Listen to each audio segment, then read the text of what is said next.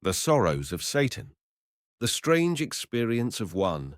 Geoffrey Tempest, Millionaire. A Romance. By Marie Corelli. First, do you know what it is to be poor? Not poor with the arrogant poverty complained of by certain people who have 5 or 6,000 a year to live upon, and who yet swear they can hardly manage to make both ends meet, but really poor, downright, cruelly, hideously poor, with a poverty that is graceless, sordid, and miserable. Poverty that compels you to dress in your one suit of clothes till it is worn threadbare, that denies you clean linen on account of the ruinous charges of washerwomen, that robs you of your own self-respect, and causes you to slink along the streets vaguely abashed instead of walking erect among your fellow men in independent ease. This is the sort of poverty I mean. This is the grinding curse that keeps down noble aspiration under a load of ignoble care. This is the moral cancer that eats into the heart of an otherwise well-intentioned human creature and makes him envious and malignant and inclined to the use of dynamite.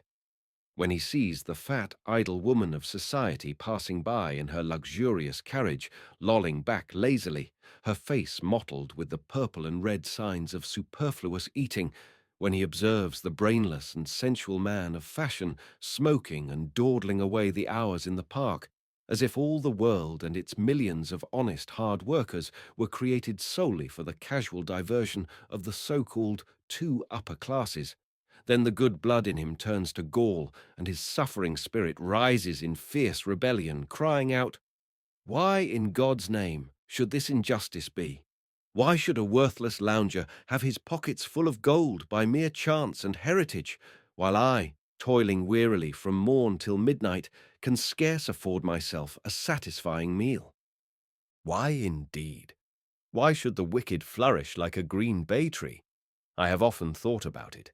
Now, however, I believe I could help to solve the problem out of my own personal experience. But such an experience, who will credit it? Who will believe that anything so strange and terrific ever chanced to the lot of a mortal man? No one. Yet it is true, truer than much so-called truth. Moreover, I know that many men are living through many such incidents as have occurred to me under precisely the same influence, conscious perhaps at times that they are in the tangles of sin, but too weak of will to break the net in which they have become voluntarily imprisoned. Will they be taught, I wonder, the lesson I have learned? In the same bitter school, under the same formidable taskmaster? Will they realize, as I have been forced to do, aye, to the very fibers of my intellectual perception, the vast individual active mind which behind all matter works unceasingly, though silently, a very eternal and positive God? If so, then dark problems will become clear to them, and what seems injustice in the world will prove pure equity. But I do not write with any hope of either persuading or enlightening my fellow men. I know their obstinacy too well. I can gauge it by my own. My proud belief in myself was, at one time, not to be outdone by any human unit on the face of the globe, and I am aware that others are in similar case.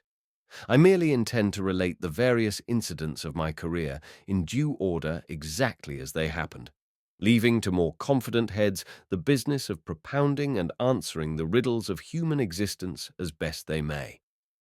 During a certain bitter winter, long remembered for its Arctic severity, when a great wave of intense cold spread 3 freezing influences not alone over the happy isles of Britain, but throughout all Europe, I, Geoffrey Tempest, was alone in London and well nigh starving. Now a starving man seldom gets the sympathy he merits, so few can be persuaded to believe in him. Worthy folks who have just fed to repletion are the most incredulous, some of them being even moved to smile when told of existing hungry people, much as if these were occasional jests invented for after-dinner amusement. Or with that irritating vagueness of attention which characterizes fashionable folk to such an extent that when asking a question they neither wait for the answer nor understand it when given. The well-dined groups, hearing of someone starved to death, will idly murmur, "How dreadful!" and at once turn to the discussion of the latest fad for killing time, ere it takes to killing them with sheer ennui. The pronounced fact of being hungry sounds coarse and common, and is not a topic for polite society, which always eats more than sufficient for its needs. At the period I am speaking of, however, I, who have since been one of the most envied of men, knew the cruel meaning of the word hunger too well. The gnawing pain, the sick faintness, the deadly stupor, the insatiable animal craving for mere food, all of which sensations are frightful enough to those who are, unhappily, daily inured to them, but which, when they afflict one who has been tenderly reared and brought up to consider himself a gentleman, God save the mark, are perhaps still more painful to bear. And I felt that I had not deserved to suffer the wretchedness in which I found myself. I had worked hard, from the time my father died, leaving me to discover that every penny of the fortune I imagined he possessed was due to swarming creditors, and that nothing of all our house and estate was left to me except a jeweled miniature of my mother, who had lost her own life in giving me birth. From that time, I say, I had put my shoulder to the wheel and toiled late and early. I had turned my university education to the only use for which it or I seemed fitted, literature. I had sought for employment on almost every journal in London, refused by many, taken for on trial by some, but getting steady pay from none. Whoever seeks to live by brain and pen alone is, at the beginning of such a career, treated as a sort of social pariah. Nobody wants him. Everybody despises him. His efforts are derided, his manuscripts are flung back to him unread, and he is less cared for than the condemned murderer in jail. The murderer is at least fed and clothed. A worthy clergyman visits him, and his jailer will occasionally condescend to play cards with him. But a man gifted with original thoughts and the power of expressing them appears to be regarded by everyone in authority as much worse than the worst criminal, and all the jacks in office unite to kick him to death if they can. I took both kicks and blows in sullen silence and lived on, not for the love of life, but simply because I scorned the cowardice of self-destruction. I was young enough not to part with hope too easily.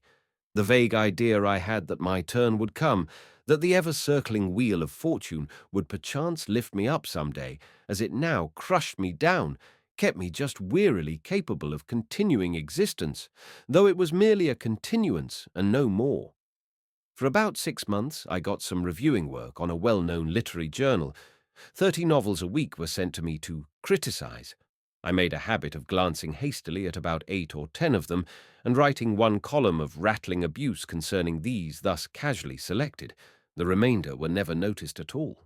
I found that this mode of action was considered smart, and I managed for a time to please my editor, who paid me the munificent sum of 15 shillings for my weekly labor. But on one fatal occasion I happened to change my tactics and warmly praised a work which my own conscience told me was both original and excellent. The author of it happened to be an old enemy of the proprietor of the journal on which I was employed. My eulogistic review of the hated individual, unfortunately for me, appeared, with the result that private spite outweighed public justice, and I was immediately dismissed. After this I dragged on in a sufficiently miserable way, 5 doing hack work for the dailies, and living on promises that never became realities, till, as I have said, in the early January of the bitter winter alluded to, I found myself literally penniless and face to face with starvation, owing a month's rent besides for the poor lodging I occupied in a back street not far from the British Museum. I had been out all day trudging from one newspaper office to another, seeking for work and finding none. Every available post was filled. I had also tried, unsuccessfully, to dispose of a manuscript of my own, a work of fiction which I knew had some merit, but which all the readers in the publishing offices appeared to find exceptionally worthless. These readers, I learned, were most of them novelists themselves, who read other people's productions in their spare moments and passed judgment on them. I have always failed to see the justice of this arrangement. To me it seems merely the way to foster mediocrities and suppress originality. Common sense points out the fact that the novelist reader, who has a place to maintain for himself in literature, would naturally rather encourage work that is likely to prove ephemeral than that which might possibly take a higher footing than his own. Be this as it may, and however good or bad the system, it was entirely prejudicial to me and my literary offspring. The last publisher I tried was a kindly man who looked at my shabby clothes and gaunt face with some commiseration. "I'm sorry," said he, "very sorry, but my readers are quite unanimous. From what I can learn, it seems to me you have been too earnest, and also rather sarcastic in certain strictures against society. My dear fellow, that won't do. Never blame society. It buys books. Now, if you could write a smart love story, slightly risque, even a little more than risque for that matter, that is the sort of thing that suits the present age." "Pardon me," I interposed somewhat wearily, "but are you sure you judge the public taste correctly?" He smiled a bland smile of indulgent amusement at what he no doubt considered my ignorance in putting such a query. "Of course I am sure," he replied. "It is my business to know the public taste as thoroughly as I know my own pocket. Understand me, I don't suggest that you should write a book on any positively indecent subject that can be safely left to the new woman." And he laughed. "But I assure you, high-class fiction doesn't sell. The critics don't like it, to begin with. What goes down with them and with the public is a bit of sensational realism told in terse newspaper English. Literary English, Addisonian English, is a mistake." "And I am also a mistake, I think," I said with a forced smile. "At any rate, if what you say be true, I must lay down the pen and try another trade. I am old-fashioned enough to consider literature as the highest of all professions, and I would rather not join in with those who voluntarily degrade it." He gave me a quick side glance of mingled incredulity and depreciation. "Well, well," he finally observed, "you are a little quixotic. That will wear off. Will you come on to my club and dine with me?" I refused this invitation promptly. I knew the man saw and recognized my wretched plight, and pride, false pride if you will, rose up to my rescue. I bade him a hurried good day and started back to my lodging, carrying my rejected manuscript with me. Arrived there, my landlady met me as I was about to ascend the stairs and asked me whether I would kindly settle accounts the next day. She spoke civilly enough, poor soul, and not without a certain compassionate hesitation in her manner. Her evident pity for me galled my spirit as much as the publisher's offer of a dinner had wounded my pride, and with a perfectly audacious air of certainty, I at once promised her the money at the time she herself appointed, though I had not the least idea where or how I should get the required sum. Once past her, and shut in my own room, I flung my useless manuscript on the floor and myself into a chair, and swore. It seven refreshed me to swear, and it seemed natural, for though temporarily weakened by lack of food, I was not yet so weak as to shed tears, and a fierce, formidable oath was to me the same sort of physical relief which I imagine a fit of weeping may be to an excitable woman. Just as I could not shed tears, so was I incapable of apostrophizing God in my despair. To speak frankly, I did not believe in any God then. I was to myself an all-sufficing mortal, scorning the time-worn superstitions of so-called religion. Of course, I had been brought up in the Christian faith, but that creed had become worse than useless to me since I had intellectually realized the utter inefficiency of Christian ministers to deal with difficult life problems. Spiritually, I was adrift in chaos. Mentally, I was hindered both in thought and achievement. Bodily, I was reduced to want. My case was desperate. I myself was desperate. It was a moment when if ever good and evil angels play a game of chance for a man's soul, they were surely throwing the dice on the last wager for mine. And yet, with it all, I felt I had done my best. I was driven into a corner by my fellow men, who grudged me space to live in, but I had fought against it. I had worked honestly and patiently, all to no purpose. I knew of rogues who gained plenty of money, and of knaves who were amassing large fortunes. Their prosperity appeared to prove that honesty, after all, was not the best policy. What should I do then? How should I begin the Jesuitical business of committing evil that good, personal good, might come of it? So I thought, dully, if such stray, half-stupefied fancies as I was capable of deserved the name of thought. The night was bitter cold. My hands were numbed, and I tried to warm them at the oil lamp my landlady was good enough to still allow me the use of, in spite of delayed cash payments. As I did so, I noticed 3 letters on the table, one in a long blue envelope, suggestive of either a summons or a returned manuscript, one bearing the Melbourne postmark, and the third a thick square missive coroneted in red and gold at the back. I turned over all 3 indifferently. Aiton, selecting the one from Australia, balanced it in my hand a moment before opening it. I knew from whom it came, and idly wondered what news it brought me. Some months previously, I had written a detailed account of my increasing debts and difficulties to an old college chum, who, finding England too narrow for his ambition, had gone out to the wider New World on a speculative quest of gold mining. He was getting on well, so I understood, and had secured a fairly substantial position, and I had therefore ventured to ask him point blank for the loan of £50. Here, no doubt, was his reply, and I hesitated before breaking the seal. "Of course it will be a refusal," I said half aloud. "However kindly a friend may otherwise be, he soon turns crusty if asked to lend money. He will express many regrets, accuse trade and the general bad times, and hope I will soon tide over. I know the sort of thing. Well, after all, why should I expect him to be different to other men? I've no claim on him beyond the memory of a few sentimental arm-in-arm days at Oxford." A sigh escaped me in spite of myself, and a mist blurred my sight for the moment. Again I saw the grey towers of peaceful Magdalen and the fair green trees shading the walks in and around the dear old university town where we, I and the man whose letter I now held in my hand, strolled about together as happy youths, fancying that we were young geniuses born to regenerate the world. We were both fond of classics. We were brimful of Homer and the thoughts and maxims of all the immortal Greeks and Latins, and I verily believe, in those imaginative days, we thought we had in us such stuff as heroes are made of. But our entrance into the social arena soon robbed us of our sublime conceit. We were common working units, no more. The grind and prose of daily life put Homer into the background, and we soon discovered that society was more interested in the latest unsavory scandal than in the tragedies of Sophocles or the wisdom of Plato.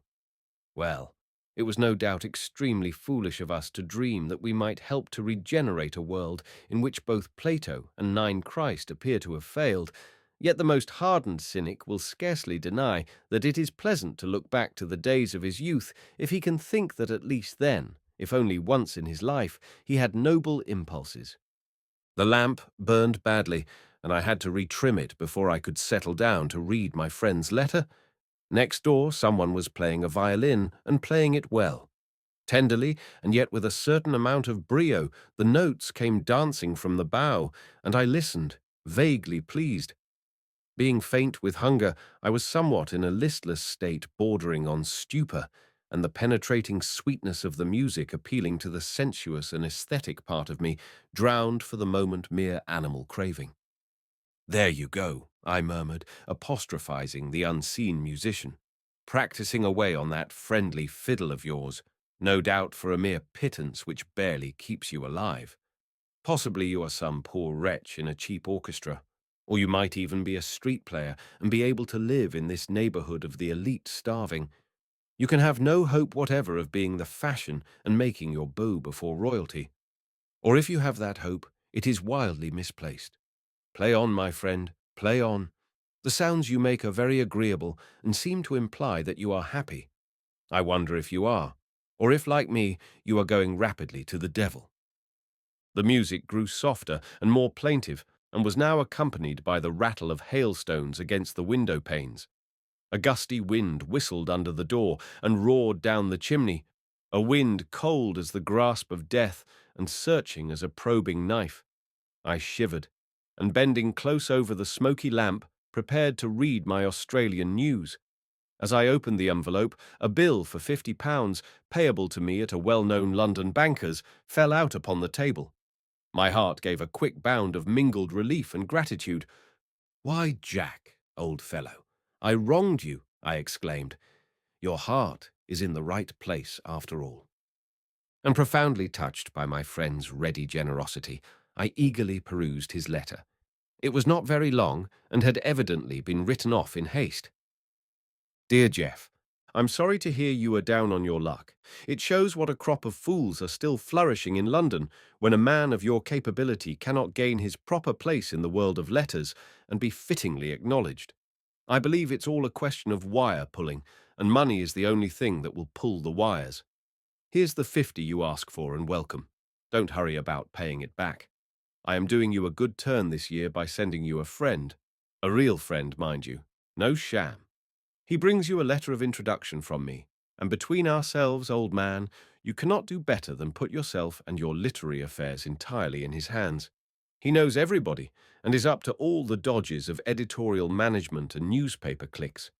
He is a great philanthropist besides, and seems particularly fond of the society of the clergy. Rather a queer taste, you will say, but his reason for such preference is, as he has explained to me quite frankly, that he is so enormously wealthy that he does not quite know what to do with his money, and the reverend gentlemen of the church are generally ready to show him how to spend some of it. He is always glad to know of some quarter where his money and influence, he is very influential, may be useful to others. He has helped me out of a very serious hobble, and I owe him a big debt of gratitude. I've told him all about you. What a smart fellow you are, and what a lot dear old Alma Mater thought of you, and he has promised to give you a lift up. He can do anything he likes, very naturally, seeing that the whole world of morals, civilization, and the rest is subservient to the power of money, and his stock of cash appears to be limitless. Use him. He is willing and ready to be used. And write, and let me know how you get on. Don't bother 11 about the 50 till you feel you have tided over the storm. Ever yours, Boffles. I laughed as I read the absurd signature, though my eyes were dim with something like tears. Boffles was the nickname given to my friend by several of our college companions, and neither he nor I knew how it first arose. But no one except the Dons ever addressed him by his proper name, which was John Carrington. He was simply Boffles, and Boffles he remained even now for all those who had been his intimates. I refolded and put by his letter and the draft for the £50, and with a passing vague wonder as to what manner of man the philanthropist might be who had more money than he knew what to do with, I turned to the consideration of my other two correspondents, relieved to feel that now, whatever happened, I could settle up arrears with my landlady the next day, as I had promised. Moreover, I could order some supper and have a fire lit to cheer my chilly room. Before attending to these creature comforts, however, I opened the long blue envelope that looked so like a threat of legal proceedings, and unfolding the paper within, stared at it amazedly. What was it all about? The written characters danced before my eyes. Puzzled and bewildered, I found myself reading the thing over and over again without any clear comprehension of it. Presently a glimmer of meaning flashed upon me, startling my senses like an electric shock. No, no, impossible. Fortune never could be so mad as this, never so wildly capricious and grotesque of humour. It was some senseless hoax that was being practised upon me, and yet, if it were a joke, it was a very elaborate and remarkable one, weighted with the majesty of the law, too. Upon my word, and by all the fantastical freakish destinies that govern human affairs, the news seemed actually positive and genuine. 12 Steadying my thoughts with an effort, I read every word of the document over again deliberately, and the stupefaction of my wonder increased. Was I going mad or sickening for a fever? Or could this startling, this stupendous piece of information be really true? Because, if indeed it were true, good heavens, I turned giddy to think of it, and it was only by sheer force of will that I kept myself from swooning with the agitation of such sudden surprise and ecstasy. If it were true, why then the world was mine. I was king instead of beggar. I was everything I chose to be.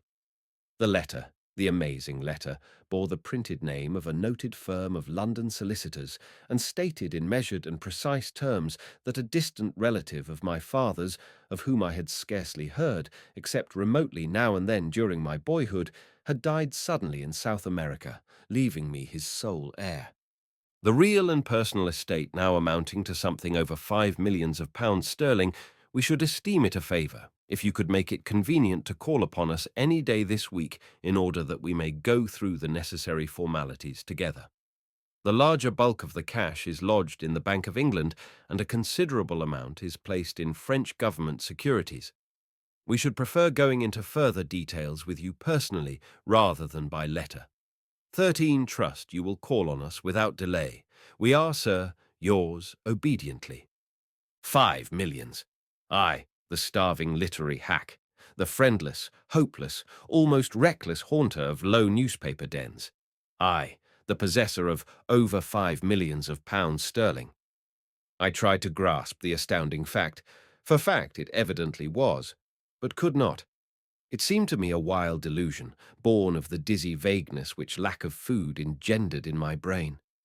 I stared round the room, the mean, miserable furniture, the fireless grate, the dirty lamp, the low truckle bedstead, the evidences of penury and want on every side, and then the overwhelming contrast between the poverty that environed me and the news I had just received struck me as the wildest, most ridiculous incongruity I had ever heard of or imagined, and I gave vent to a shout of laughter. "Was there ever such a caprice of mad fortune?" I cried aloud. "Who would have imagined it? Good God! I, of all men in the world, to be suddenly chosen out for this luck. By heaven, if it is all true, I'll make society spin round like a top on my hand before I am many months older." And I laughed loudly again, laughed just as I had previously sworn, simply by way of relief to my feelings. Someone laughed in answer, a laugh that seemed to echo mine. I checked myself abruptly, somewhat startled, and listened. Rain poured outside, and the wind shrieked like a petulant shrew. The violinist next door was practicing a brilliant roulade up and down his instrument, but there were no other sounds than these. Yet I could have sworn I heard a man's deep-chested laughter close behind me where I stood. "It must have been my fancy," I murmured, turning the flame of the lamp up higher in order to obtain more light in the room. "I am nervous, I suppose. No wonder. Poor Boffleys. Good old chap," I continued, remembering my friend's draft for £50, which had seemed such a godsend a few minutes since. "What a surprise is in store for 14U. You shall have your loan back as promptly as you sent it, with an extra 50 added by way of interest for your generosity. And as for the new Maecenas you are sending to help me over my difficulties, well, he may be a very excellent old gentleman, but he will find himself quite out of his element this time. I want neither assistance nor advice nor patronage. I can buy them all. Titles, honours, possessions, they are all purchasable. Love, friendship, position, they are all for sale in this admirably commercial age, and go to the highest bidder. By my soul, the wealthy philanthropist will find it difficult to match me in power. He will scarcely have more than 5 millions to waste, I warrant. And now for supper. I shall have to live on credit till I get some ready cash, and there is no reason why I should not leave this wretched hole at once and go to one of the best hotels and swagger it." I was about to leave the room on the swift impulse of excitement and joy when a fresh and violent gust of wind roared down the chimney, bringing with it a shower of soot which fell in a black heap on my rejected manuscript, where it lay forgotten on the floor as I had despairingly thrown it. I hastily picked it up and shook it free from the noisome dirt, wondering as I did so what would be its fate now, when I could afford to publish it myself, and not only publish it, but advertise it, and not only advertise it, but push it in all the crafty and cautious ways known to the inner circles of booming. I smiled as I thought of the vengeance I would take on all those who had scorned and slighted me and my labour, how they should cower before me, how they should fawn at my feet like whipped curs and whine their fulsome adulation. Every stiff and stubborn neck should bend before me. This I resolved upon. For though money does not always conquer everything, it only fails when it is money apart from brains. Brains and money together can move the world. Brains can very frequently do this alone without money, of which serious and proved fact those who have no brains should beware. Full of ambitious thought, I now and then caught wild sounds from the violin that was being played next door. Notes like sobbing cries of pain, and anon rippling runs like a careless woman's laughter. And all at once I remembered I had not yet opened the third letter addressed to me, the one coroneted in scarlet and gold, which had remained where it was on the table almost unnoticed till now. I took it up and turned it over with an odd sense of reluctance in my fingers, which were slow at the work of tearing the thick envelope asunder. Drawing out an equally thick small sheet of notepaper also coroneted, I read the following lines written in an admirably legible, small and picturesque hand. Dear Sir, I am the bearer of a letter of introduction to you from your former college companion, Mr. John Carrington, now of Melbourne, who has been good enough to thus give me the means of making the acquaintance of one who, I understand, is more than exceptionally endowed with the gift of literary genius. I shall call upon you this evening between 8 and 9 o'clock, trusting to find you at home and disengaged. I enclose my card and present address and beg to remain. Very faithfully yours, Lucio Rimanes. The card mentioned dropped on the table as I finished reading the note. It bore a small, exquisitely engraved coronet, and the words, Prince Lucio Rimanes, while, scribbled lightly in pencil underneath, was the address Grand Hotel. I read the brief letter through again. It was simple enough, expressed with clearness and civility. There was nothing remarkable about it, nothing whatever. Yet its 16 seemed to me surcharged with meaning. Why, I could not imagine. A curious fascination kept my eyes fastened on the characteristic bold handwriting and made me fancy I should like the man who penned it. How the wind roared, and how that violin next door wailed like the restless spirit of some forgotten musician in torment. My brain swam, and my heart ached heavily. The drip-drip of the rain outside sounded like the stealthy footfall of some secret spy upon my movements. I grew irritable and nervous. A foreboding of evil somehow darkened the bright consciousness of my sudden good fortune. Then an impulse of shame possessed me, shame that this foreign prince, if such he were, with limitless wealth at his back, should be coming to visit me, now a millionaire, in my present wretched lodging. Already, before I had touched my riches, I was tainted by the miserable vulgarity of seeking to pretend I had never been really poor, but only embarrassed by a little temporary difficulty. If I had had a sixpence about me, which I had not, I should have sent a telegram to my approaching visitor to put him off. But in any case, I said aloud, addressing myself to the empty room and the storm echoes, I will not meet him tonight. I'll go out and leave no message, and if he comes he will think I have not yet had his letter. I can make an appointment to see him when I am better lodged and dressed more in keeping with my present position. In the meantime, nothing is easier than to keep out of this would-be benefactor's way. As I spoke, the flickering lamp gave a dismal crackle and went out, leaving me in pitch darkness. With an exclamation more strong than reverent, I groped about the room for matches, or failing them, for my hat and coat, and I was still engaged in a fruitless and annoying search when I caught a sound of galloping horses' hoofs coming to an abrupt stop in the street below. Surrounded by black gloom, I paused and listened. There was a slight commotion in the basement. I heard my landlady's accents attuned to nervous civility, mingling with 17th mellow tones of a deep masculine voice. Then steps, firm and even, ascended the stairs to my landing. The devil is in it, I muttered vexedly. Just like my wayward luck. Here comes the very man I meant to avoid. 18 March. The door opened, and from the dense obscurity enshrouding me, I could just perceive a tall, shadowy figure standing on the threshold.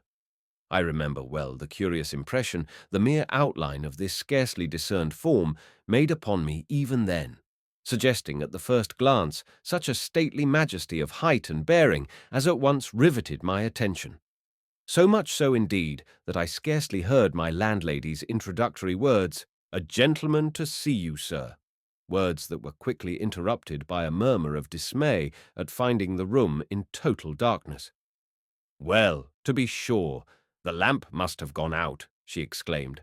Then, addressing the personage she had ushered thus far, She added, "I'm afraid Mr. Tempest isn't in after all, sir, though I certainly saw him about half an hour ago. If you don't mind waiting here a minute, I'll fetch a light and see if he has left any message on his table." She hurried away, and though I knew that of course I ought to speak, a singular and quite inexplicable perversity of humour kept me silent and unwilling to declare my presence. Meanwhile, the tall stranger advanced a pace or two, and a rich voice with a ring of ironical amusement in it called me by my name. "Geoffrey Tempest, are you there?" Why could I not answer? The strangest and most unnatural obstinacy stiffened my tongue, and concealed in the gloom of my forlorn literary den, I still held my peace. The 19 majestic figure drew nearer, till in height and breadth it seemed to suddenly overshadow me. And once again the voice called, "Geoffrey Tempest, are you there?" For very shame's sake, I could hold out no longer, and with a determined effort I broke the extraordinary dumb spell that had held me like a coward in silent hiding, and came forward boldly to confront my visitor. "Yes, I am here," I said, "and being here I am ashamed to give you such a welcome as this. You are Prince Rimanes, of course. I have just read your note which prepared me for your visit, but I was hoping that my landlady, finding the room in darkness, would conclude I was out and show you downstairs again. You see, I am perfectly frank."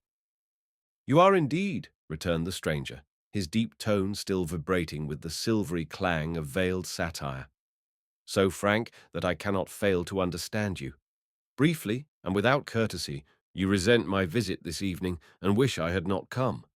This open declaration of my mood sounded so brusque that I made haste to deny it, though I knew it to be true.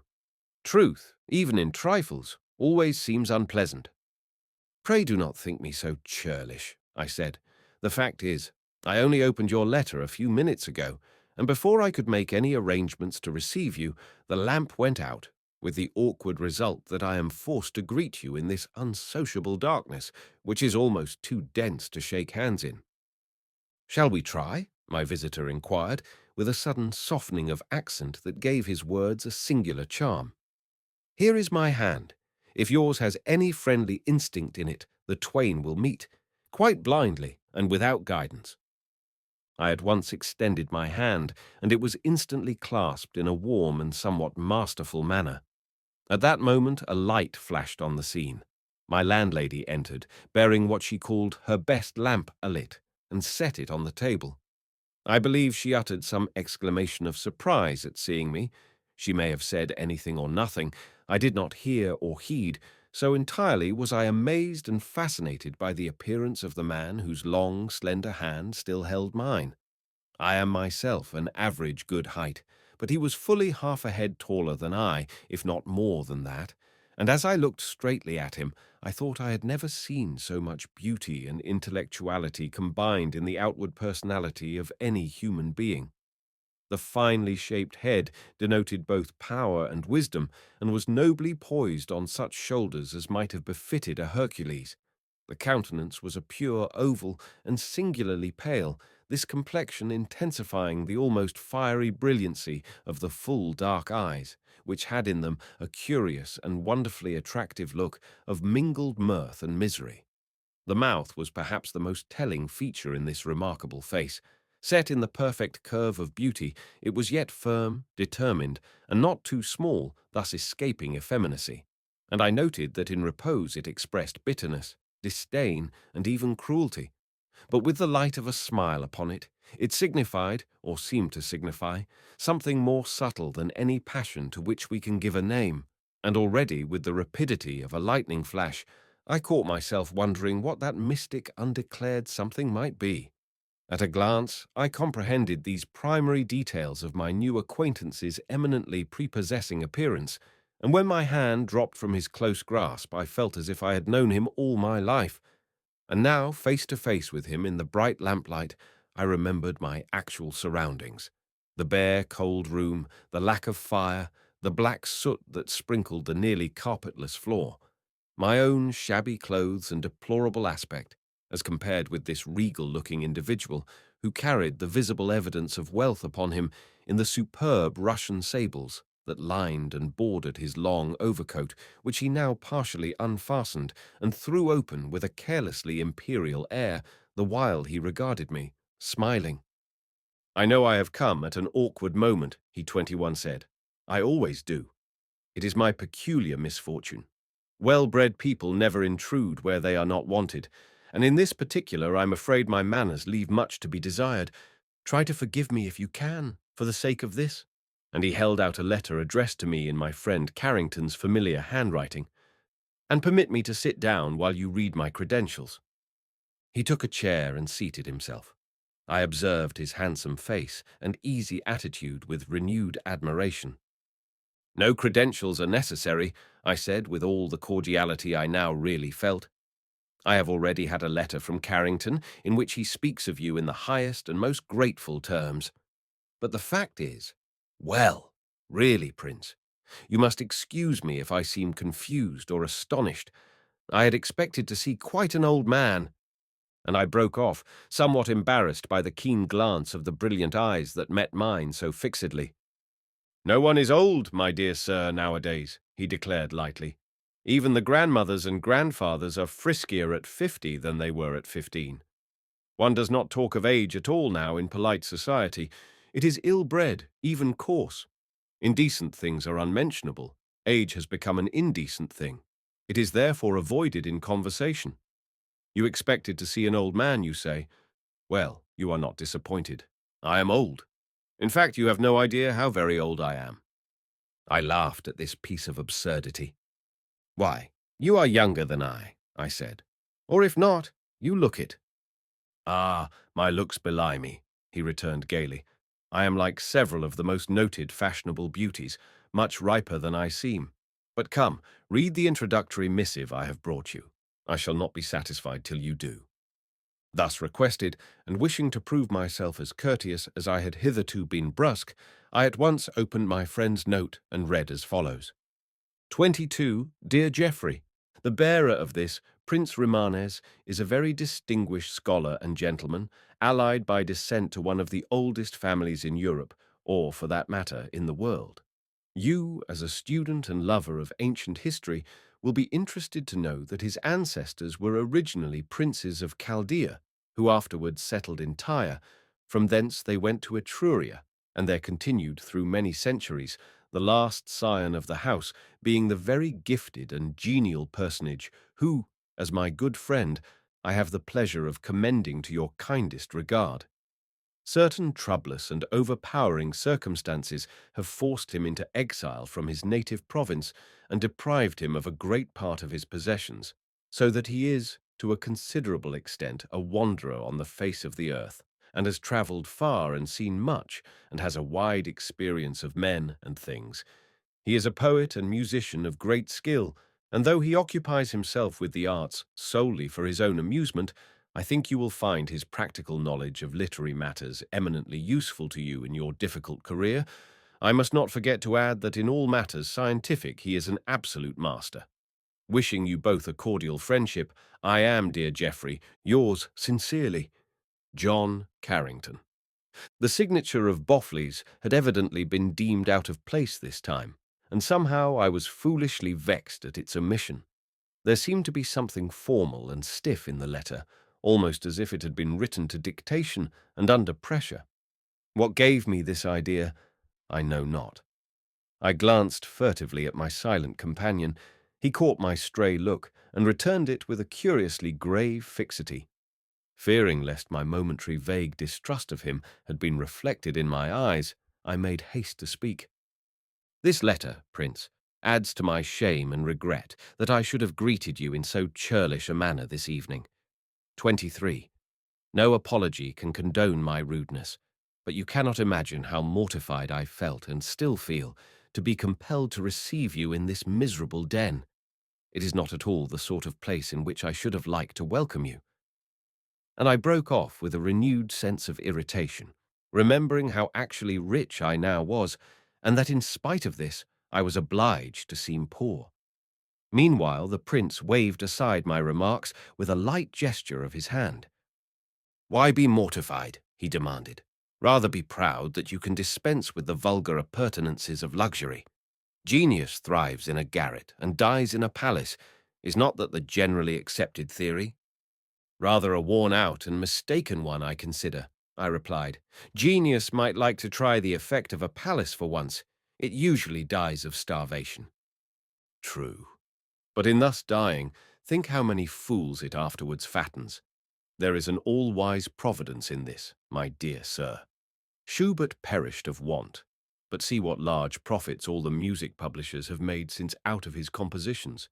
It is a most beautiful dispensation of nature, that honest folk should be sacrificed in order to provide for the sustenance of knaves. He laughed, and I looked at him in a little surprise. His remark touched so near my own opinions that I wondered whether he were in jest or earnest. You speak sarcastically, of course, I said. You do not really believe what you say? Oh, do I not? He returned, with a flash of his fine eyes that was almost lightning-like in its intensity. If I could not believe the teaching of my own experience, what would be left to me? I always realize the needs must of things. How does the old maxim go? Needs must when the devil drives. There is really no possible contradiction to offer to the accuracy of that statement. The devil drives the world, whip in hand, and oddly enough, considering that some belated folk still fancy there is a God somewhere, succeeds 24 in managing his team with extraordinary ease. His brow clouded, and the bitter lines about his mouth deepened and hardened. Anon he laughed again lightly and continued, But let us not moralize. Morals sicken the soul both in church and out of it. Every sensible man hates to be told what he could be and what he won't be. I am here to make friends with you if you permit, and to put an end to ceremony. Will you accompany me back to my hotel, where I have ordered supper? By this time I had become indescribably fascinated by his easy manner, handsome presence, and mellifluous voice. The satirical turn of his humor suited mine. I felt we should get on well together, and my first annoyance at being discovered by him in such poverty-stricken circumstances somewhat abated. With pleasure, I replied. But first of all, you must allow me to explain matters a little. You have heard a good deal about my affairs from my friend John Carrington, and I know from his private letter to me that you have come here out of pure kindness and goodwill. For that generous intention I thank you. I know you expected to find a poor wretch of a literary man struggling with the direst circumstances of disappointment and poverty, and a couple of hours ago you would have amply fulfilled that expectation. But now things have changed. I have received news which completely alters my position. In fact, I have had a very great and remarkable surprise this evening. An agreeable one, I trust? Interposed my companion suavely. I smiled. Judge for yourself. And I handed him the lawyer's letter, which informed me of my suddenly acquired fortune. He glanced it through rapidly, then folded and returned it to me with a courteous bow. I suppose I should congratulate you, he said, and I do. Though, of course, this wealth which seems to content 25 to me appears a mere trifle. It can be quite conveniently run through and exhausted in about 8 years or less. Therefore, it does not provide absolute immunity from care. To be rich, really rich, in my sense of the word, one should have about $1 million a year. Then one might reasonably hope to escape the workhouse. He laughed, and I stared at him stupidly, not knowing how to take his words, whether as truth or idle boasting. 5 millions of money a mere trifle. He went on without apparently noticing my amazement. The inexhaustible greed of a man, my dear sir, can never be satisfied. If he is not consumed by desire for one thing, he is for another, and his tastes are generally expensive. A few pretty and unscrupulous women, for example, would soon relieve you of your $5 million in the purchase of jewels alone. Horse racing would do it still more quickly. No, no, you are not rich. You are still poor. Only your needs are no longer so pressing as they were. And in this I confess myself somewhat disappointed, for I came to you hoping to do a good turn to someone for once in my life, and to play the foster father to a rising genius. And here I am, forestalled, as usual. It is a singular thing, do you know, but nevertheless a fact, that whenever I have had any particular intentions towards a man, I am always forestalled. It is really rather hard upon me. He broke off and raised his head in a listening attitude. "What is that?" he asked. It was the violinist next door, playing a well-known Ave Maria. I told him so. "Dismal, very dismal," he said with a contemptuous shrug.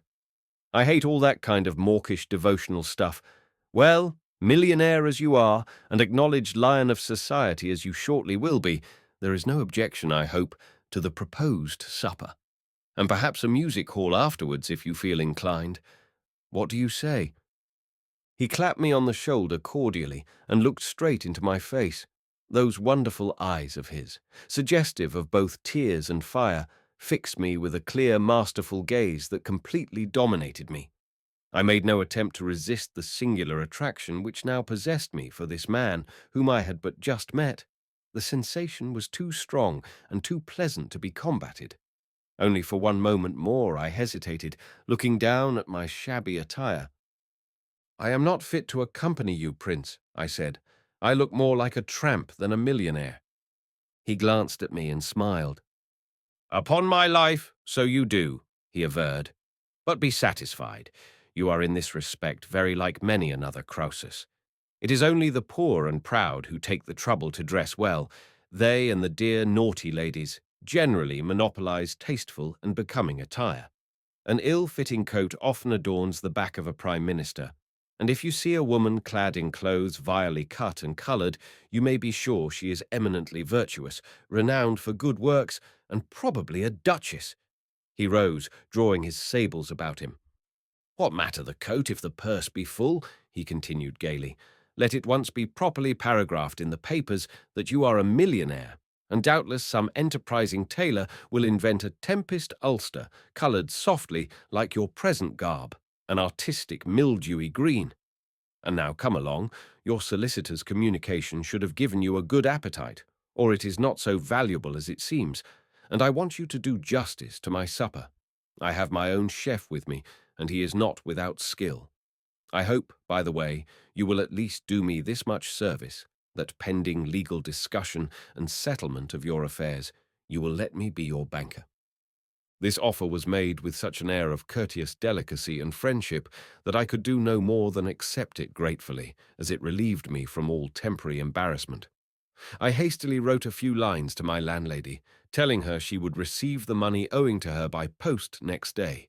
Then, thrusting my rejected manuscript, my only worldly possession, 27, into my coat pocket, I extinguished the lamp, and with the new friend I had so suddenly gained, I left my dismal lodgings and all its miserable associations forever. I little thought the time would come when I should look back to the time spent in that small mean room as the best period of my life, when I should regard the bitter poverty I then endured as the stern but holy angel meant to guide me to the highest and noblest attainment, when I should pray desperately with wild tears to be as I was then, rather than as I am now. Is it well or ill for us, I wonder, that the future is hidden from our knowledge? Should we steer our ways clearer from evil if we knew its result? It is a doubtful question. At any rate, my ignorance for the moment was indeed bliss. I went joyfully out of the dreary house, where I had lived so long among disappointments and difficulties, turning my back upon it with such a sense of relief as could never be expressed in words, and the last thing I heard as I passed into the street with my companion was a plaintive, long-drawn wail of minor melody which seemed to be sent after me like a parting cry by the unknown and invisible player of the violin. 24. Outside, the prince's carriage waited, drawn by two spirited black horses caparisoned in silver. Magnificent thoroughbreds, which pawed the ground and champed their bits impatient of delay. At sight of his master, the smart footman in attendance threw the door open, touching his hat respectfully. We stepped in, I preceding my companion at his express desire, and as I sank back among the easy cushions, I felt the complacent consciousness of luxury and power to such an extent that it seemed as if I had left my days of adversity already a long way behind me. Hunger and happiness disputed my sensations between them, and I was in that vague, light-headed condition common to long fasting, in which nothing seems absolutely tangible or real.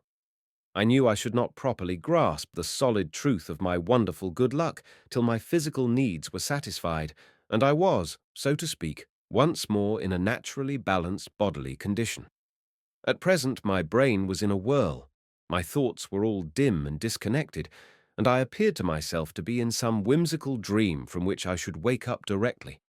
The carriage rolled on rubber-tired wheels and made no noise as it went. One could only hear the even rapid trot of the horses. By and by I saw in the semi-darkness my new friend's brilliant dark eyes fixed upon me with a curiously intent expression. "Do you not feel the world already at your feet?" he 29 queried half playfully, half ironically. "Like a football waiting to be kicked. It is such an absurd world, you know, so easily moved. Wise men in all ages have done their best to make it less ridiculous, with no result, inasmuch as it continues to prefer folly to wisdom. A football, or let us say a shuttlecock among worlds, ready to be tossed up anyhow and anywhere, provided the battledore be of gold." "You speak a trifle bitterly, Prince," I said, "but no doubt you have had a wide experience among men?" "I have," he returned with emphasis. "My kingdom is a vast one." "You are a ruling power, then?" I exclaimed with some astonishment. "Yours is not a title of honor only." "Oh, as your rules of aristocracy go, it is a mere title of honor," he replied quickly. "When I say that my kingdom is a vast one, I mean that I rule wherever men obey the influence of wealth. From this point of view, am I wrong in calling my kingdom vast? Is it not almost boundless?" "I perceive you are a cynic," I said. "Yet surely you believe that there are some things wealth cannot buy. Honor and virtue, for example." He surveyed me with a whimsical smile. "I suppose honor and virtue do exist," he answered. "And when they are existent, of course, they cannot be bought.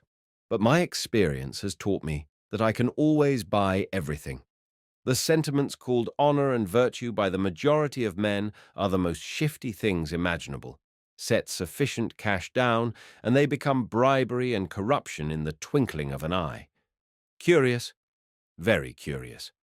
I confess I found a case of unpurchasable integrity once, but only once. I may find it again, though I consider the chance a very doubtful one. Now, to revert to myself, pray do not imagine I am playing the humbug with you, or passing myself off under a bogus title. I am a bona fide prince, 30, believe me, and of such descent as none of your oldest families can boast. But my dominions are long since broken up, and my former subjects dispersed among all nations. Anarchy, nihilism, disruption, and political troubles generally compel me to be rather reticent concerning my affairs. Money I fortunately have in plenty, and with that I pave my way. Some day, when we are better acquainted, you shall know more of my private history. I have various other names and titles besides that on my card, but I keep to the simplest of them, because most people are such bunglers at the pronunciation of foreign names. My intimate friends generally drop my title and call me Lucio simply." "That is your Christian name," I began. "Not at all. I have no Christian name," he interrupted swiftly and with anger. "There is no such thing as Christian in my composition." He spoke with such impatience that for a moment I was at a loss for a reply. At last. "Indeed," I murmured vaguely. He burst out laughing. "Indeed. That is all you can find to say. Indeed, and again indeed, the word Christian vexes me. There is no such creature alive. You are not a Christian. No one is really. People pretend to be, and in so damnable an act of feigning are more blasphemous than any fallen fiend. Now I make no pretenses of the kind. I have only one faith." "And that is?" "A profound and awful one," he said in thrilling tones. "And the worst of it is that it is true as the workings of the universe. But of that hereafter. It will do to talk of when we feel low-spirited and wish to converse of things grim and ghastly. At present, here we are at our destination, and the chief consideration of our lives, it is the chief consideration of most men's lives, must be the excellence or non-excellence of our food." The carriage stopped, and we descended. At first sight of 31st, the black horses and silver trappings, The porter of the hotel and 2 or 3 other servants rushed out to attend upon us, but the prince passed into the hall without noticing any of them and addressed himself to a sober-looking individual in black, his own private valet, who came forward to meet him with a profound salutation. I murmured something about wishing to engage a room for myself in the hotel. "Oh, my man will see to that for you," he said lightly. "The house is not full. At any rate, all the best rooms are not taken, and of course, you want one of the best."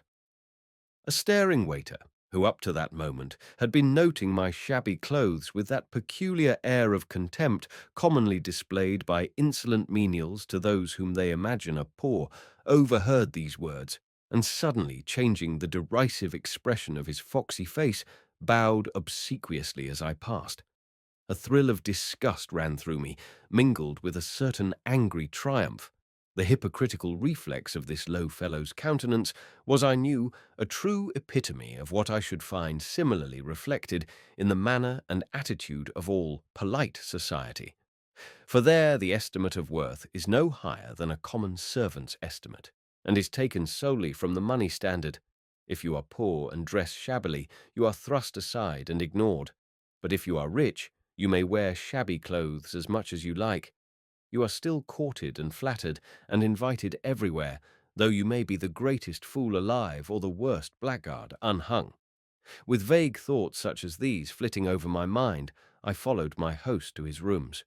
He occupied nearly a whole wing of the hotel, having a large drawing-room, dining-room, and study en-suite, fitted up in the most luxurious manner, besides bedroom, bathroom, and dressing-room, with other rooms adjoining for his valet and 2 extra personal attendants. The table was laid for supper, and glittered with the costliest glass, silver, and china, being furthermore adorned by baskets of the most exquisite fruit and flowers, and in a few moments we were seated.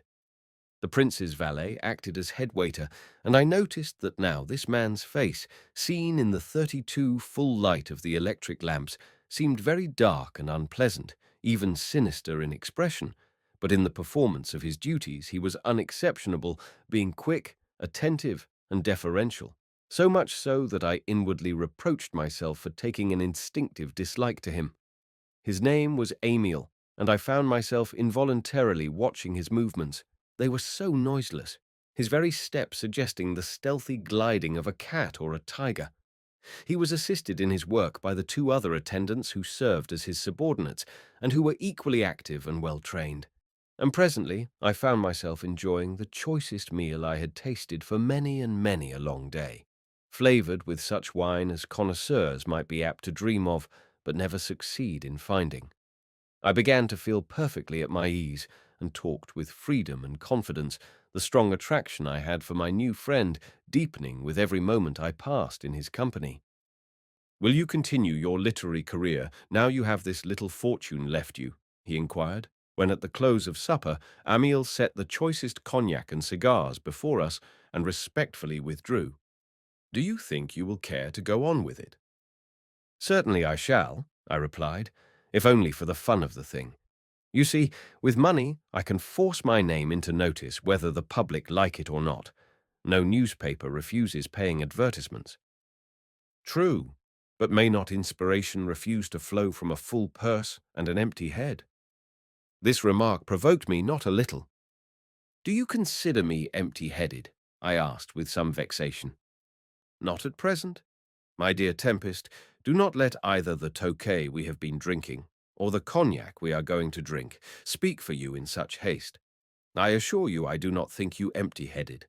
On the contrary, your head, I believe, from what I have heard, has been and is full of ideas, excellent ideas, original ideas, which the world of conventional criticism does not want.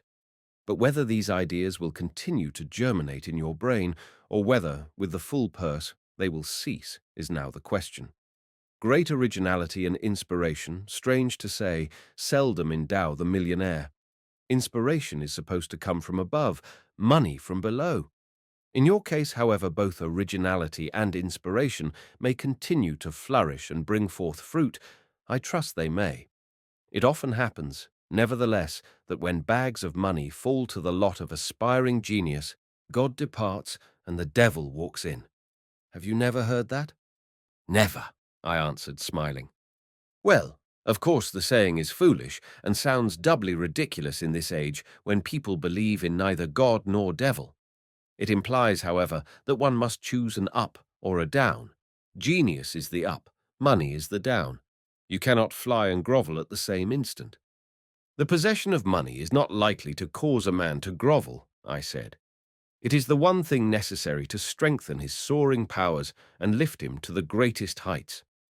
You think so? And my host lit his cigar with a grave and preoccupied air. Then I'm afraid you don't know much about what I shall call natural psychics. What belongs to the earth tends earthwards. Surely you realize that. Gold most strictly belongs to the earth. You dig it out of the ground. You handle it and dispose of it in solid wedges or bars. It is a substantial metal enough. Genius belongs to nobody knows where. You cannot dig it up or pass it on, or do anything with it except stand and marvel. It is a rare visitant and capricious as the wind, and generally makes sad havoc among the conventionalities of men. It is, as I said, an upper thing, beyond earthly smells and savours, and those who have it always live in unknown high latitudes.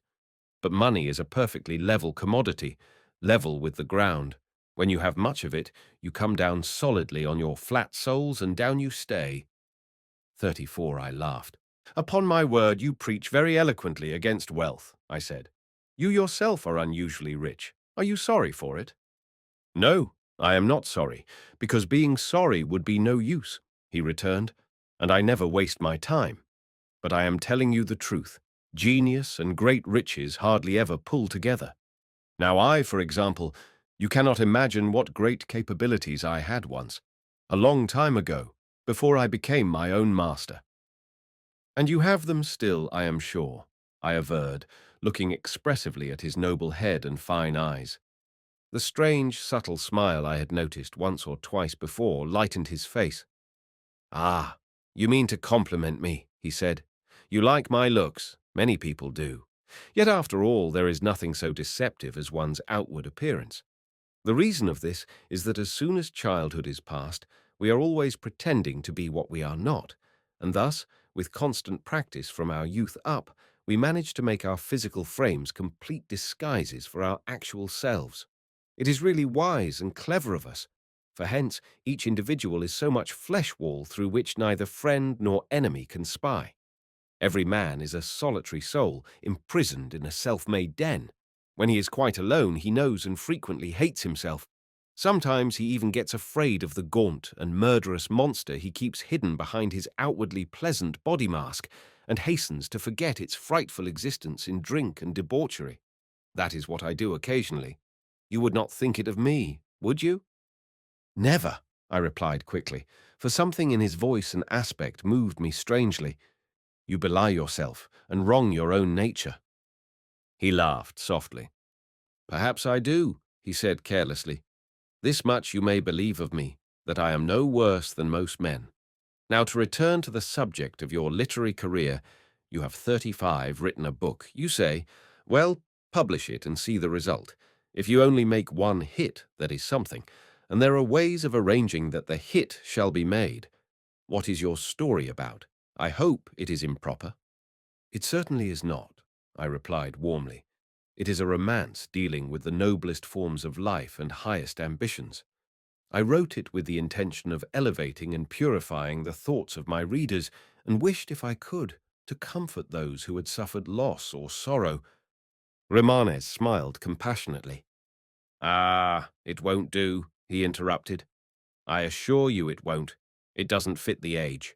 It might go down, possibly, if you could give a first night of it, as it were, to the critics, like one of my most intimate friends, Henry Irving. A first night combined with an excellent supper and any amount of good drinks going.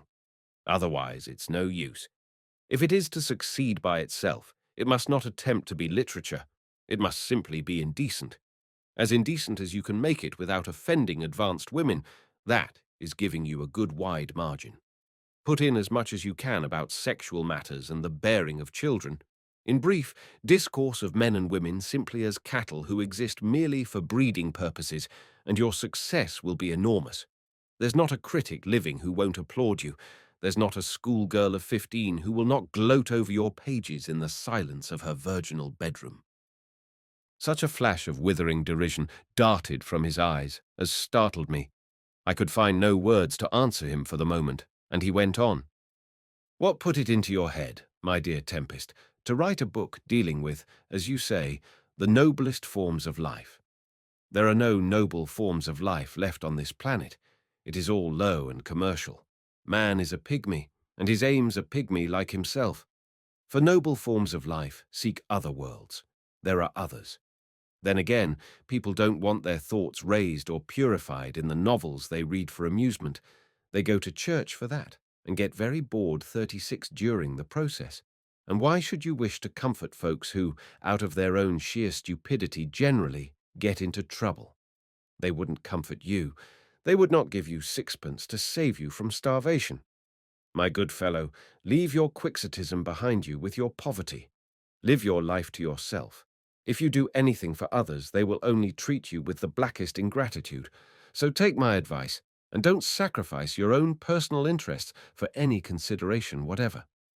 He rose from the table as he spoke and stood with his back to the bright fire, smoking his cigar tranquilly, and I gazed at his handsome figure and face with just the faintest thrill of pained doubt darkening my admiration.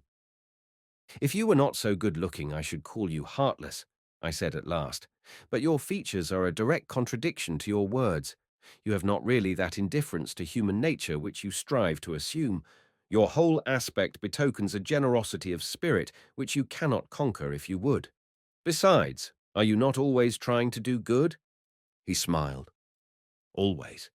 That is, I am always at work endeavoring to gratify every man's desire. Whether that is good of me or bad remains to be proved. Men's wants are almost illimitable. The only thing none of them ever seem to wish, so far as I am concerned, is to cut my acquaintance." "Why, of course not. After once meeting you, how could they?" I said, laughing at the absurdity of the suggestion. He gave me a whimsical side look. "Their desires are not always virtuous," he remarked, turning to flick off the ash of his cigar into the grate. "But of course you do not gratify them in their vices," I rejoined, still laughing. "That would be playing the part of a benefactor somewhat too thoroughly." "Ah, now I see we shall flounder in the quicksands of theory if we go any further," he said. "You forget, my dear fellow, that nobody can decide as to what is vice or what is virtue. These things are chameleon-like and take different colors in different countries.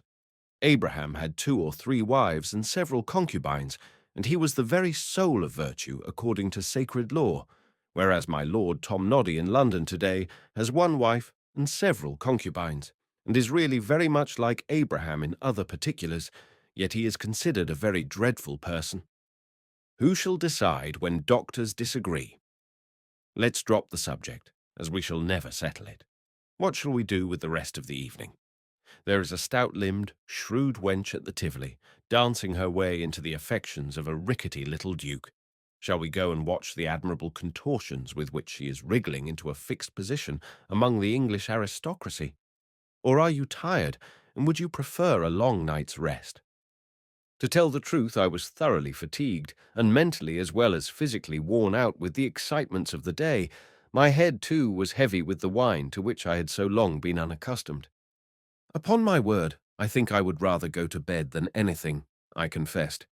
"But what about my room?" "Oh, Emil will have attended to that for you. We'll ask him." And he touched the bell. His valet instantly appeared. "Have you got a room for Mr. Tempest?" "Yes, Your Excellency, an apartment in this corridor almost facing Your Excellency's suite. It is not as well furnished as it might be, but I have made it as comfortable as I can for the night." "Thanks very much," I said. "I am greatly obliged to you." Emil bowed deferentially. "Thank you, sir." He retired, and I moved to bid my host good night. He took my proffered hand and held it in his, looking at me curiously the while. "I like you, Geoffrey Tempest," he said. "And because I like you, and because I think there are the makings of 38-something higher than mere earthy brute in you, I am going to make you what you may perhaps consider rather a singular proposition. It is this, that if you don't like me, say so at once, and we will part now, before we have time to know anything more of each other, and I will endeavour not to cross your path again unless you seek me out. But if, on the contrary, you do like me, if you find something in my humour or turn of mind congenial to your own disposition, give me your promise that you will be my friend and comrade for a while, say for a few months at any rate. I can take you into the best society and introduce you to the prettiest women in Europe as well as the most brilliant men. I know them all, and I believe I can be useful to you. But if there is the smallest aversion to me lurking in the depths of your nature—" Here he paused, then resumed with extraordinary solemnity. "In God's name, give it full way and let me go, because I swear to you in all sober earnest that I am not what I seem." Strongly impressed by his strange look and stranger manner, I hesitated one moment, and on that moment, had I but known it, hung my future. It was true, I had felt a passing shadow of distrust and repulsion for this fascinating yet cynical man, and he seemed to have guessed it. But now every suspicion of him vanished from my mind, and I clasped his hand with renewed heartiness. "My dear fellow, your warning comes too late," I said mirthfully. "Whatever you are, or whatever you choose to think you are, I find you most sympathetic to my disposition, and I consider myself most fortunate in knowing you. My old friend Carrington has indeed done me a good turn in bringing us together, and I assure you I shall be proud of your companionship. You seem to take a perverse delight in running yourself down, but you know the old adage, 'The devil is not so black as he is painted.'" "And that is true," he murmured dreamily. "Poor devil. His faults are no doubt much exaggerated by the clergy, and so we are to be friends?" 39. "I hope so. I shall not be the first to break the compact." His dark eyes rested upon me thoughtfully, yet there seemed to be a lurking smile in them as well. "Compact is a good word," he said. "So, a compact, we will consider it. I meant to improve your material fortunes. You can dispense with that aid now, but I think I can still be of service in pushing you on in society. And love, of course you will fall in love if you have not already done so. Have you?" "Not I answered quickly, and with truth. "I have seen no woman yet who perfectly fulfills my notions of beauty." He burst out laughing violently. "Upon my word, you are not wanting in audacity," he said. "Nothing but perfect beauty will suit you, eh?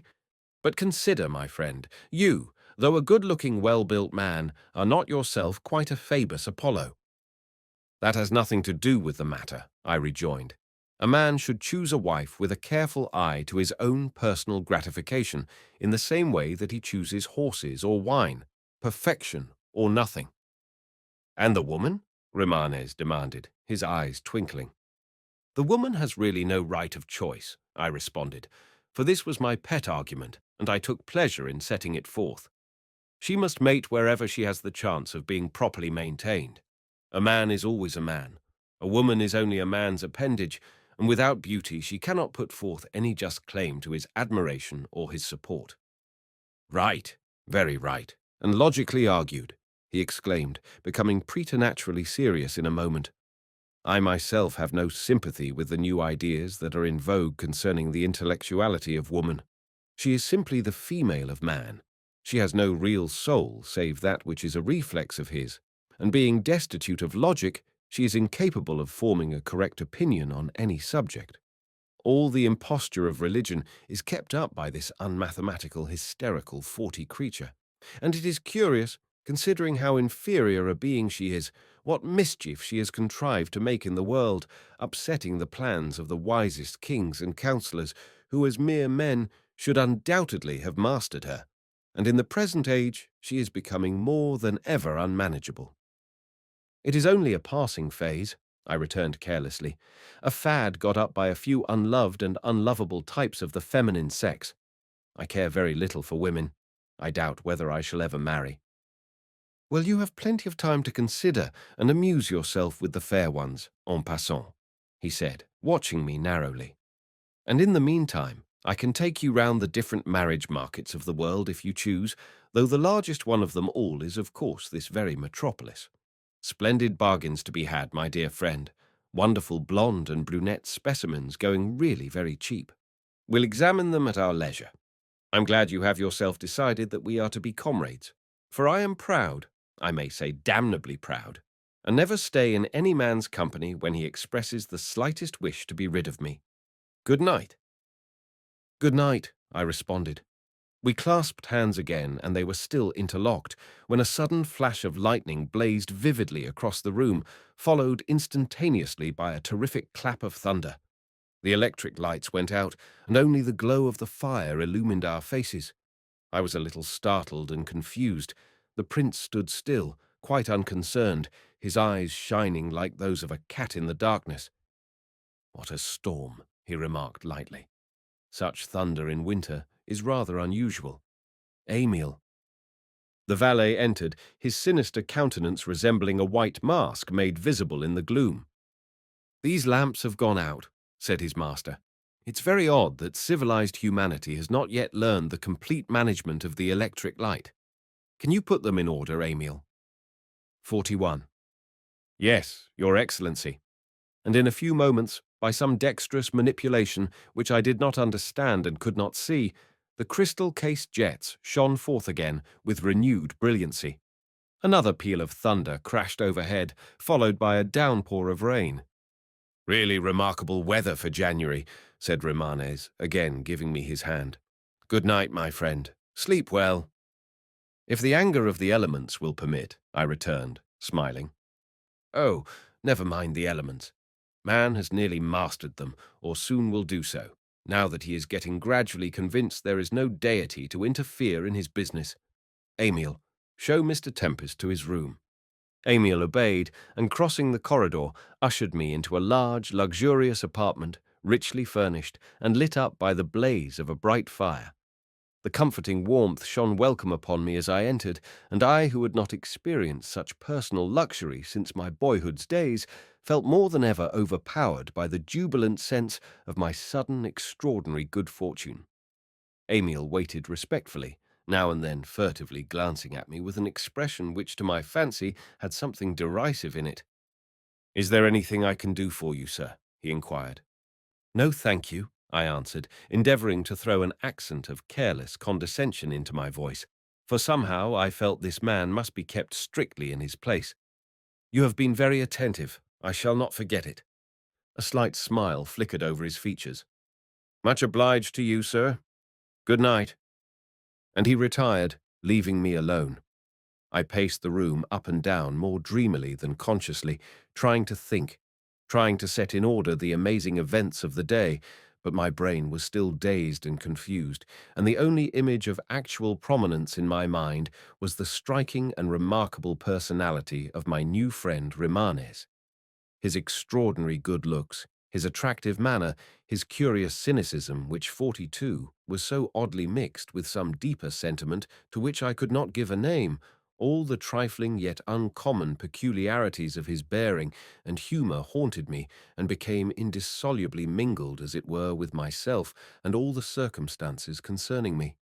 I undressed before the fire, listening drowsily to the rain and the thunder which was now dying off into sullen echoes.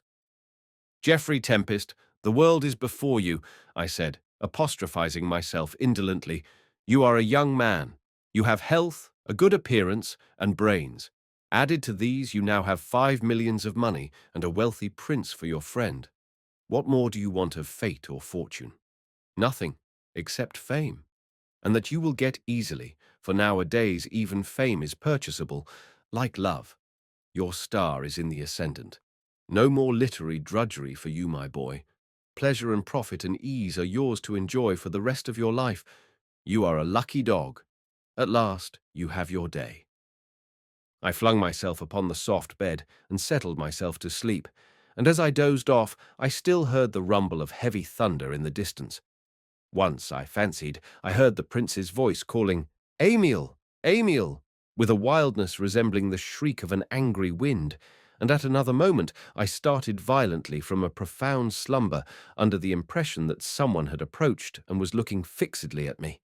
I sat up in bed, peering into the darkness, for the fire had gone out. Then I turned on a small electric night lamp at my side, which fully illumined the room. There was no one there. Yet my imagination played me such tricks before I could rest again that I thought I heard a hissing whisper near me that said, "Peace, trouble him not. Let the fool in his folly sleep." Kirk uch volt. The next morning on rising, I learned that His Excellency, as Prince Rimanes was called by his own servants and the employees of the Grand, had gone out riding in the park, leaving me to breakfast alone. I therefore took that meal in the public room of the hotel, where I was waited upon with the utmost obsequiousness, in spite of my shabby clothes, which I was of course still compelled to wear, having no change. When would I be pleased to lunch? At what hour would I dine? Should my present apartment be retained, or was it not satisfactory? Would I prefer a suite similar to that occupied by His Excellency? All these deferential questions first astonished and then amused me. Some mysterious agency had evidently conveyed the rumor of my wealth among those best fitted to receive it, and here was the first result. In reply, I said my movements were uncertain. I should be able to give definite instructions in the course of a few hours, and that in the meantime I retained my room. The breakfast over, I sallied forth to go to my lawyer's, and was just about to order a hansom when I saw my new friend coming back from his ride. He bestrode a magnificent chestnut mare, whose wild eyes and strained, quivering limbs showed she was fresh from a hard gallop, and was scarcely yet satisfied to be under close control. She curveted and danced among the carts and cabs in a somewhat risky fashion, but she had her master in Rimanes, who, if he had looked handsome by night, looked still more so by day, with a 44 slight colour warming the natural pallor of his complexion, and his eyes sparkling with all the zest of exercise and enjoyment. I waited for his approach, as did also Emile, who as usual timed his appearance in the hotel corridor in exact accordance with the moment of his master's arrival. Rimanes smiled as he caught sight of me, touching his hat with the handle of his whip by way of salutation. "You slept late, Tempest," he said, as he dismounted and threw the reins to a groom who had cantered up after him. "Tomorrow you must come with me and join what they call in fashionable slang parlance the liver brigade. Once upon a time it was considered the height of indelicacy and low breeding to mention the liver or any other portion of one's internal machinery, but we have done with all that now, and we find a peculiar satisfaction in discoursing of disease and unsavory medical matters generally. And in the liver brigade you see at a glance all those interesting fellows who have sold themselves to the devil for the sake of the flesh-pots of Egypt, men who eat till they are well-nigh bursting, and then prance up and down on good horses, much too respectable beasts, by the way, to bear such bestial burdens, in the hope of getting out of their poisoned blood the evil they have themselves put in. They think me one of them, but I am not." He patted his mare, and the groom led her away, the foam of her hard ride still flecking her glossy chest and forelegs. "Why do you join the procession, then?" I asked him, laughing and glancing at him with undisguised approval as I spoke, for he seemed more admirably built than ever in his well-fitting riding gear. "You are a fraud." "I am," he responded lightly. "And do you know, I am not the only one in London. Where are you off to?" "To those lawyers who wrote to me last night. Bentham and Ellis is the name of the firm. The sooner I interview them, the better. Don't you think so?" "Yes, but see here," and he drew me aside. "You must have some ready cash. It doesn't look well to apply 45 at once for advances, and there is really no necessity to explain to these legal men that you were on the verge of starvation when their letter arrived. Take this pocketbook. Remember you promised to let me be your banker, and on your way you might go to some well-reputed tailor and get properly rigged out." "Ta-ta!" He moved off at a rapid pace. I hurried after him, touched to the quick by his kindness. "But wait, I say, Lucio!" And I called him thus by his familiar name for the first time. He stopped at once and stood quite still. "Well?" he said, regarding me with an attentive smile. "You don't give me time to speak," I answered in a low voice, for we were standing in one of the public corridors of the hotel. "The fact is, I have some money, or rather, I can get it directly. Carrington sent me a draft for £50 in his letter. I forgot to tell you about it. It was very good of him to lend it to me. You had better have it as security for this pocketbook. By the by, how much is there inside it? 500 in banknotes of tens and twenties, he responded with businesslike brevity. 500? My dear fellow, I don't want all that. It's too much. Better have too much than too little nowadays, he retorted with a laugh. My dear Tempest, don't make such a business of it. £500 is really nothing. You can spend it all on a dressing case, for example. Better send back John Carrington's draft. I don't think much of his generosity, considering that he came into a mine worth £100,000 sterling a few days before I left Australia. I heard this with great surprise, and, I must admit, with a slight feeling of resentment too. The frank and generous character of my old chum Boffles seemed to darken suddenly in my eyes. Why could he not have told me of his good fortune in his letter? Was he afraid I might trouble 46 him for further loans? I suppose my looks expressed my thoughts, for Imanez, who had observed me intently, presently added, "Did he not tell you of his luck? That was not very friendly of him, but as I remarked last night, money often spoils a man." "Oh, I dare say he meant no slight by the omission," I said hurriedly, forcing a smile. "No doubt he will make it the subject of his next letter. Now, as to this 500? Keep it, man, keep it," he interposed impatiently. "What do you talk about security for? Haven't I got you as security?" I laughed. "Well, I am fairly reliable now," I said, "and I'm not going to run away." "From me?" he queried, with a half-cold, half-kind glance. "No, I fancy not." He waved his hand lightly and left me, and I, putting the leather case of notes in my inner breast pocket, hailed a hansom and was driven off rapidly to Basinghall Street, where my solicitors awaited me. Arrived at my destination, I sent up my name and was received at once with the utmost respect by two small chips of men in rusty black who represented the firm. At my request, they sent down their clerk to pay and dismiss my cab, while I, opening Lucio's pocketbook, asked them to change me a £10 note into gold and silver, which they did with ready goodwill. Then we went into business together.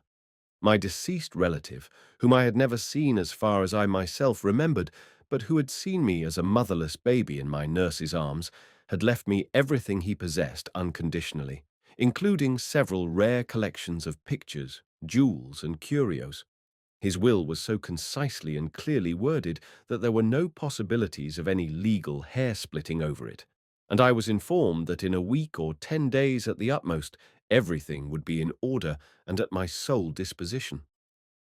"You are a very fortunate man, Mr. Tempest," said the 47 senior partner, Mr. Bentham, as he folded up the last of the papers we had been looking through and put it by. "At your age, this princely inheritance may be either a great boon to you or a great curse. One never knows.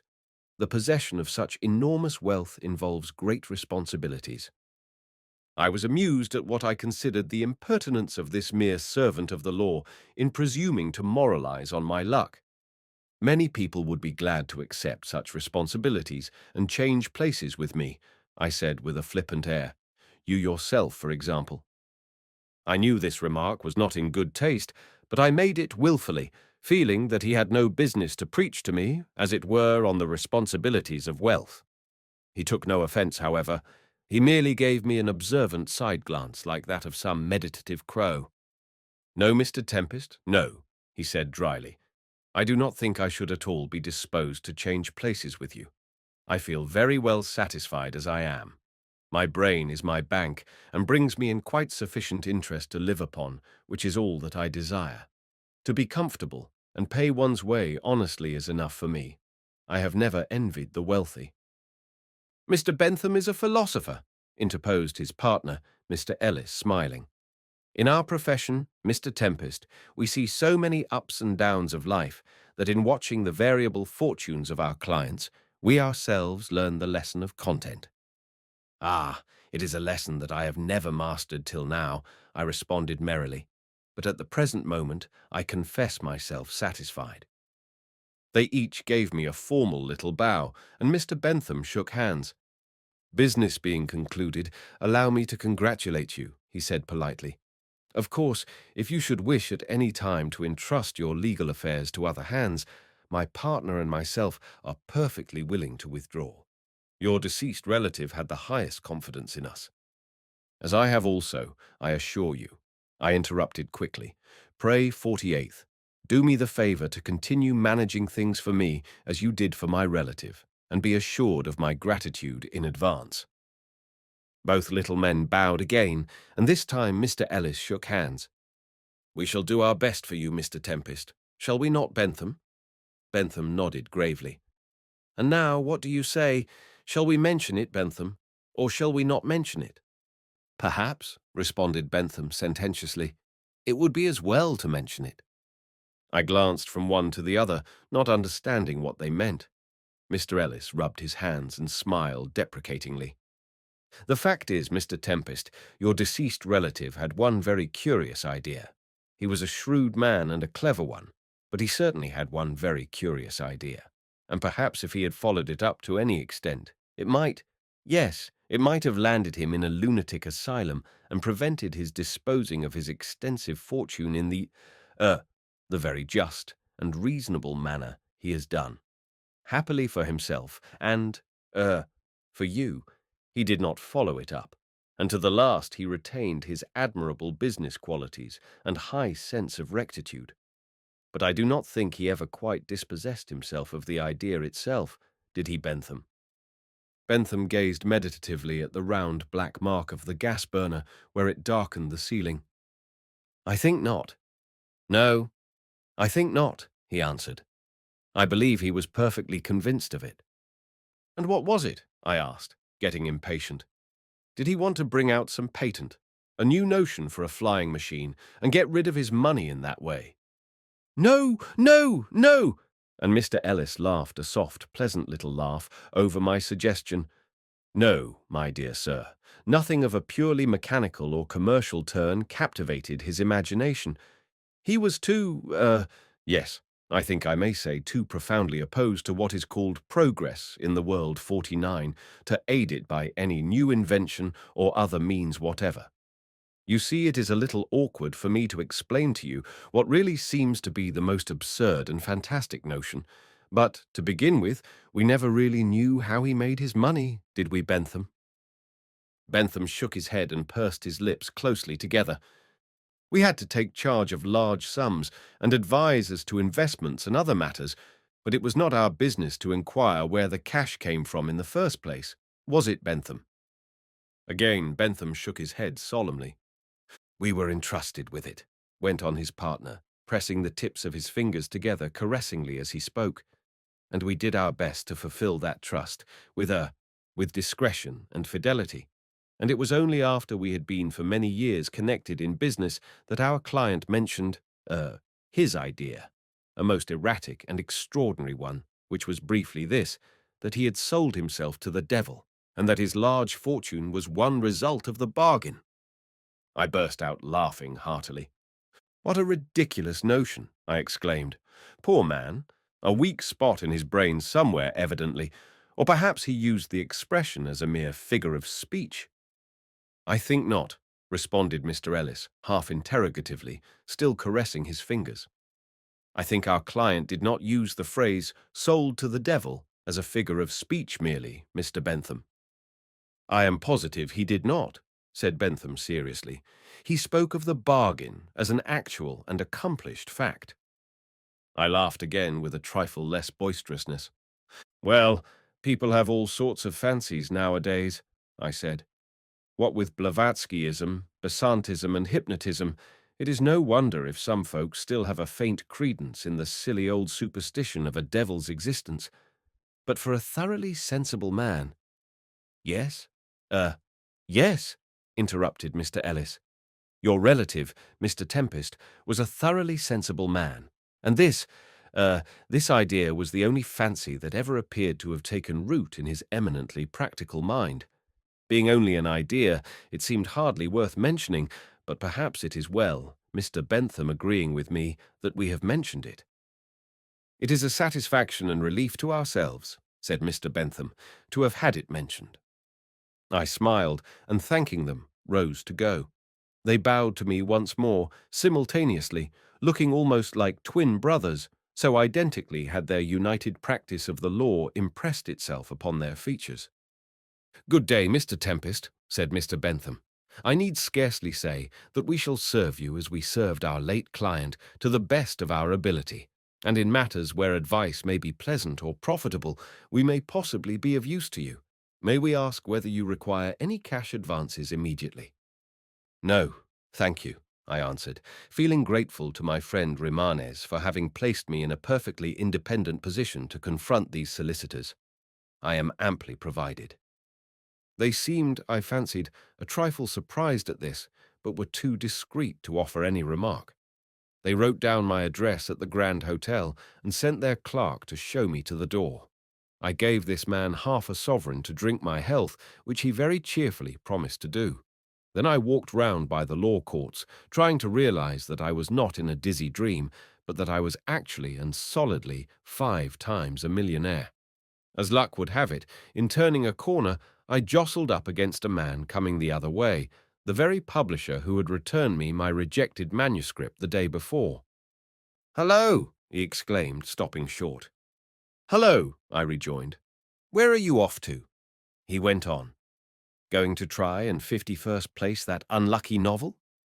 My dear boy, believe me, it will never do as it is." "It will do, it shall do," I said calmly. "I am going to publish it myself."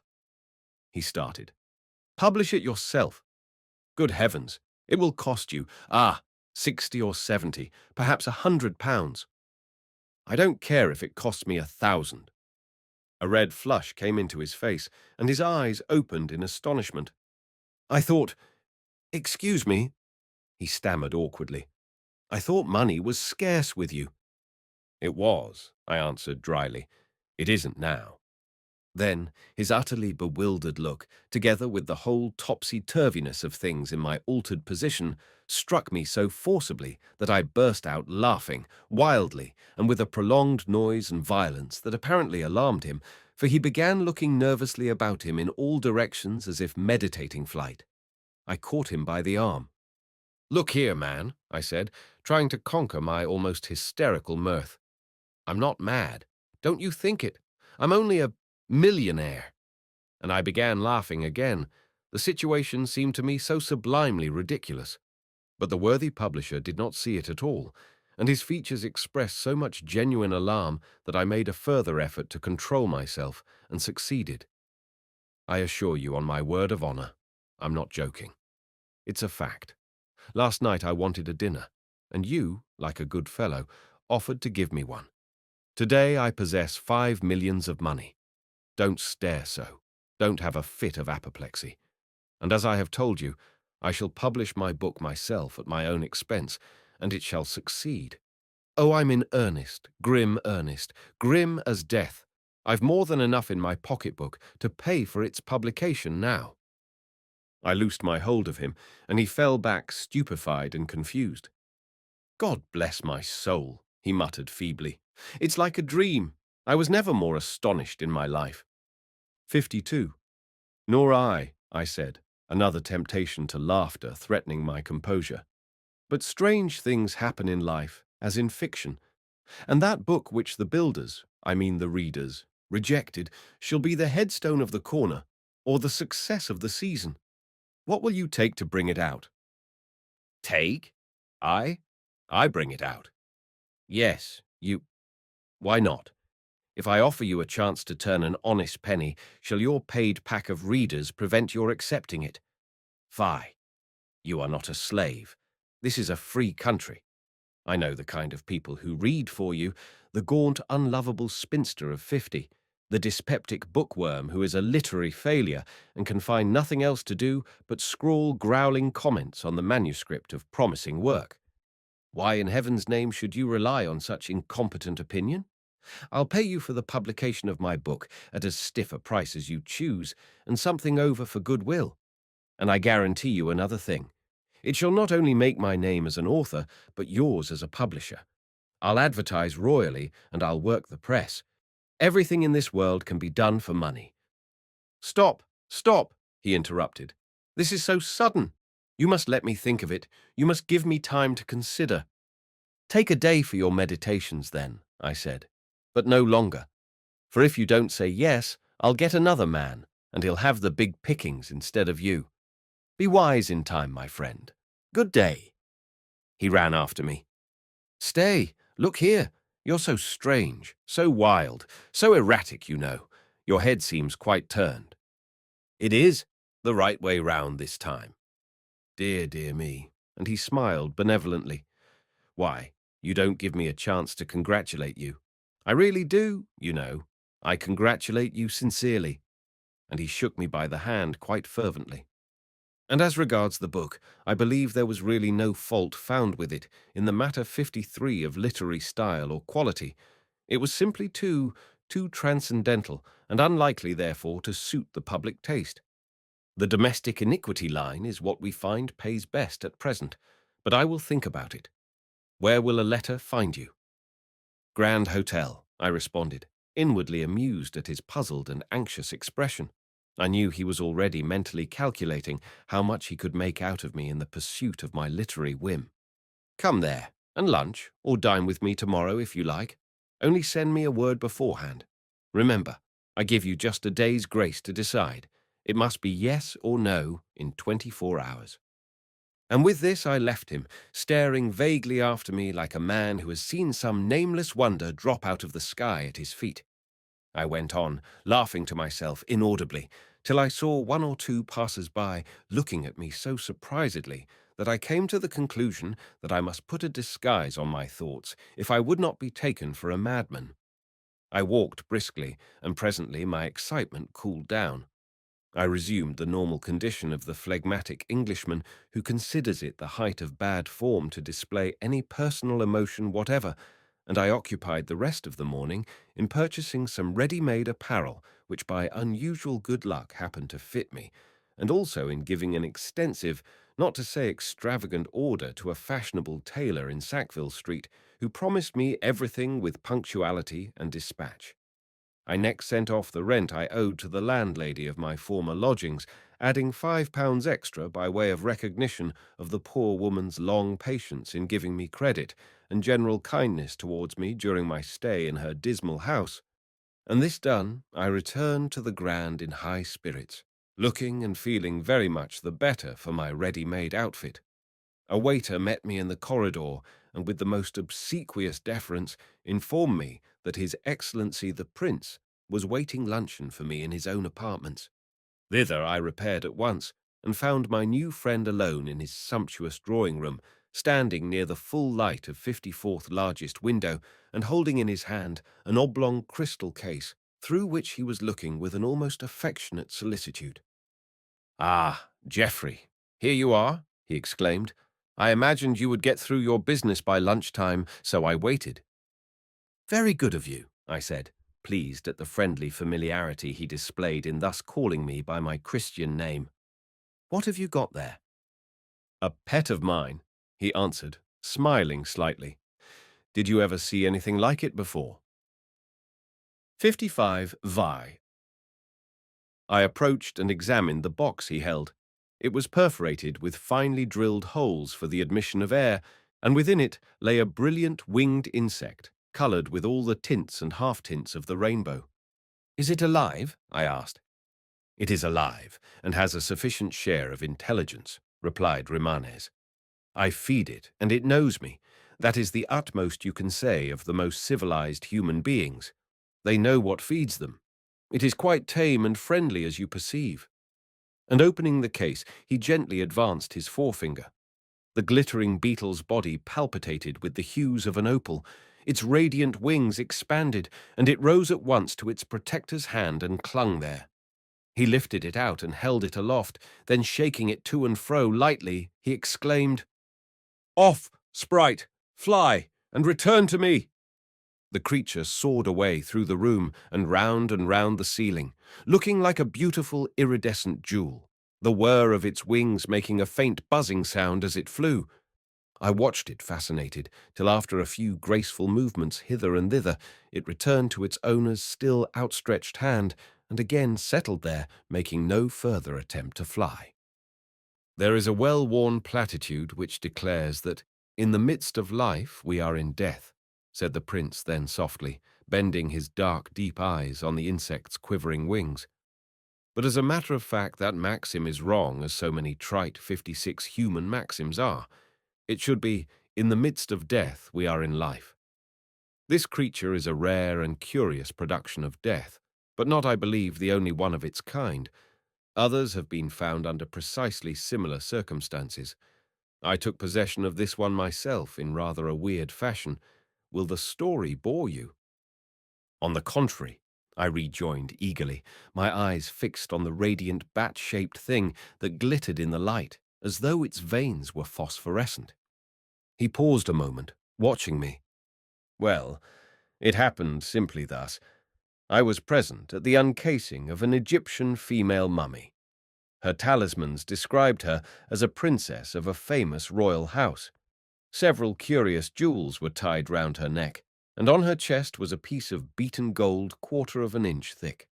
Underneath this gold plate, her body was swathed round and round in an unusual number of scented wrappings, and when these were removed, it was discovered that the mummified flesh between her breasts had decayed away, and in the hollow or nest thus formed by the process of decomposition, this insect, I hold, was found alive, as brilliant in colour as it is now.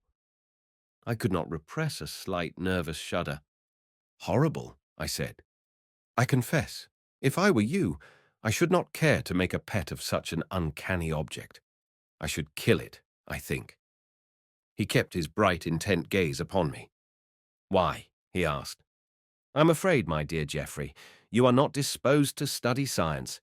To kill the poor thing who managed to find life in the very bosom of death is a cruel suggestion, is it not? To me, this unclassified insect is a valuable proof, if I needed one, of the indestructibility of the germs of conscious existence.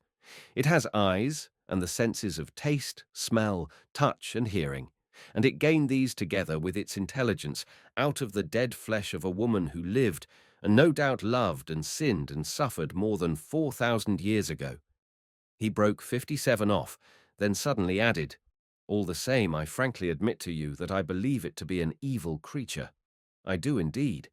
But I like it none the less for that. In fact, I have rather a fantastic notion about it myself. I am much inclined to accept the idea of the transmigration of souls, and so I please my humour sometimes by thinking that perhaps the princess of that royal Egyptian house had a wicked, brilliant, vampire soul. And that, here it is. A cold thrill ran through me from head to foot at these words, and as I looked at the speaker standing opposite me in the wintry light, dark and tall, with the wicked, brilliant vampire soul clinging to his hand, there seemed to me to be a sudden hideousness declared in his excessive personal beauty. I was conscious of a vague terror, but I attributed it to the gruesome nature of the story, and, determining to combat my sensations, I examined the weird insect more closely. As I did so, its bright, beady eyes sparkled, I thought, vindictively, and I stepped back, vexed with myself at the foolish fear of the thing which overpowered me. It is certainly remarkable, I murmured. No wonder you value it, as a curiosity.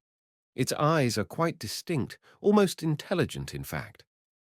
No doubt she had beautiful eyes, said Rimanes, smiling. She? Whom do you mean? The princess, of course, he answered, evidently amused. The dear dead lady, some of whose personality must be in this creature, seeing that it had nothing but her body to nourish itself upon. And here he replaced the creature in its crystal habitation with the utmost care.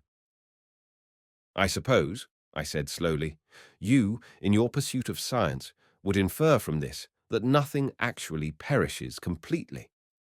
Exactly, returned Rimanes emphatically. There, my dear Tempest, is the mischief, or the deity, of things. Nothing can be entirely annihilated, not even a thought. 58. I was silent, watching him while he put the glass case with its uncanny occupant away out of sight.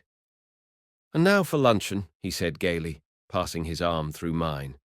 "You look 20%. Better than when you went out this morning, Geoffrey, so I conclude your legal matters are disposed of satisfactorily. And what else have you done with yourself?"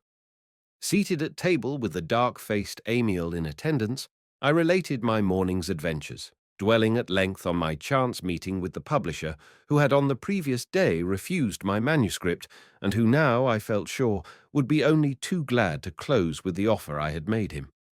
Rimanes listened attentively, smiling now and then. "Of course," he said, when I had concluded. "There is nothing in the least surprising in the conduct of the worthy man. In fact, I think he showed remarkable discretion and decency in not at once jumping at your proposition. His pleasant hypocrisy in retiring to think it over shows him to be a person of tact and foresight. Did you ever imagine that a human being or a human conscience existed that could not be bought? My good fellow, you can buy a king if you only give a long price enough, and the Pope will sell you a specially reserved seat in his heaven if you will only hand him the cash down while he is on earth. Nothing is given free in this world save the air and the sunshine. Everything else must be bought, with blood, tears, and groans occasionally, but oftenest with money." I fancied that Amiel, behind his master's chair, smiled darkly at this, and my instinctive dislike of the fellow kept me more or less reticent concerning my affairs till the luncheon was over. I could not formulate to myself any substantial reason for my aversion to this confidential servant of the prince's. But do what I would, the aversion remained and increased each time I saw his sullen and, as I thought, sneering features. Yet he was perfectly respectful and deferential. I could find no actual fault with him. Nevertheless, when at last he placed the coffee, cognac, and cigars on the table, and 59 noiselessly withdrew, I was conscious of a great relief and breathed more freely. As soon as we were alone, Rimanes lit a cigar and settled himself for a smoke, looking over at me with a personal interest and kindness which made his handsome face more than ever attractive. "Now let us talk," he said. "I believe I am at present the best friend you have, and I certainly know the world better than you do. What do you propose to make of your life?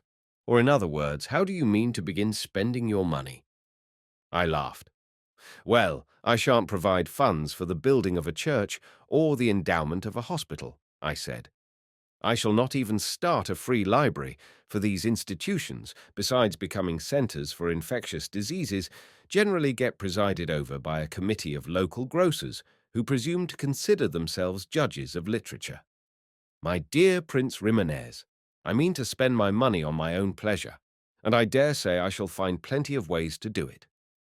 Rimanes fanned away the smoke of his cigar with one hand, and his dark eyes shone with a peculiarly vivid light through the pale grey floating haze. "With your fortune, you could make hundreds of miserable people happy," he suggested. "Thanks, I would rather be happy myself first," I answered gaily. "I dare say I seem to you selfish. You are philanthropic, I know. I am not." He still regarded me steadily. "You might help your fellow workers in literature." I interrupted him with a decided gesture. "That I will never do, my friend, though the heavens should crack. My fellow workers in literature have kicked me down at every opportunity and done their best to keep me from earning a bare livelihood. It is my turn at kicking now, and I will show them as little mercy, as little help, as little sympathy as they have shown me." "Revenge is sweet," he quoted sententiously. "I should recommend your starting a high-class half-crown magazine." 60. Why? Can you ask? Just think of the ferocious satisfaction it would give you to receive the manuscripts of your literary enemies and reject them, to throw their letters into the waste-paper basket and send back their poems, stories, political articles, and what-not with "returned with thanks" or "not up to our mark" type written on the backs thereof, to dig knives into your rivals through the medium of anonymous criticism. The howling joy of a savage with 20 scalps at his belt would be tame in comparison to it. I was an editor once myself, and I know. I laughed at his whimsical earnestness. "I dare say you are right," I said. "I can grasp the vengeful position thoroughly, but the management of a magazine would be too much trouble to me. Too much of a tie. Don't manage it. Follow the example of all the big editors and live out of the business altogether. But take the profits. You never see the real editor of a leading daily newspaper, you know. You can only interview the sub. The real man is, according to the seasons of the year, at Ascot in Scotland, at Newmarket, or wintering in Egypt. He is supposed to be responsible for everything in his journal, but he is generally the last person who knows anything about it. He relies on his staff, a very bad crutch at times, and when his staff are in a difficulty, they get out of it by saying they are unable to decide without the editor. Meanwhile, the editor is miles away, comfortably free from worry. You could bamboozle the public in that way if you liked. I could, but I shouldn't care to do so, I answered. If I had a business, I would not neglect it. I believe in doing things thoroughly. So do I, responded Romanes promptly. I am a very thorough-going fellow myself, and whatever my hand findeth to do, I do it with my might. Excuse me for quoting scripture. He smiled, a little ironically, I thought. Then 61 resumed. Well, in what, at present, does your idea of enjoying your heritage consist? In publishing my book, I answered. That very book I could get no one to accept. I tell you, I will make it the talk of London. Possibly you will, he said, looking at me through half-closed eyes and a cloud of smoke. London easily talks, particularly on unsavory and questionable subjects. Therefore, as I have already hinted, if your book were a judicious mixture of Zola, Huysmans, and Baudelaire, or had for its heroine a modest maid who considered honourable marriage a degradation, it would be quite sure of success in these days of new Sodom and Gomorrah. Here he suddenly sprang up and, flinging away his cigar, confronted me. Why do not the heavens rain fire on this accursed city? It is ripe for punishment, full of abhorrent creatures not worth the torturing in hell to which it is said liars and hypocrites are condemned. Tempest, if there is one human being more than another that I utterly abhor, it is the type of man so common to the present time, the man who huddles his own loathly vices under a cloak of assumed broad-mindedness and virtue. Such an one will even deify the loss of chastity in woman by the name of purity, because he knows that it is by her moral and physical ruin alone that he can gratify his brutal lusts. Rather than be such a sanctimonious coward, I would openly proclaim myself vile. That is because yours is a noble nature, I said. You are an exception to the rule. An exception? I... And he laughed bitterly. Yes, you are right. I am an exception among men, perhaps, but I am one with the beasts in honesty. The lion does not assume the manners of the dove. He loudly announces his own ferocity. The very cobra, stealthy though its movements be, evinces its meaning by a warning hiss or rattle. The hungry wolf's bay is heard far down the wind, intimidating the hurrying traveller among the wastes of snow. 62. But man gives no clue to his intent. More malignant than the lion, more treacherous than the snake, more greedy than the wolf. He takes his fellow man's hand in pretended friendship, and an hour later defames his character behind his back. With a smiling face, he hides a false and selfish heart. Flinging his pygmy mockery at the riddle of the universe, he stands gibing at God, feebly astraddle on his own earth grave. Heavens! Here he stopped short with a passionate gesture. What should the eternities do with such a thankless blind worm as he? His voice rang out with singular emphasis. His eyes glowed with a fiery ardour. Startled by his impressive manner, I let my cigar die out and stared at him in mute amazement. What an inspired countenance! What an imposing figure! How sovereignly supreme and almost godlike in his looks he seemed at the moment! And yet there was something terrifying in his attitude of protest and defiance. He caught my wondering glance. The glow of passion faded from his face. He laughed and shrugged his shoulders. I think I was born to be an actor, he said carelessly.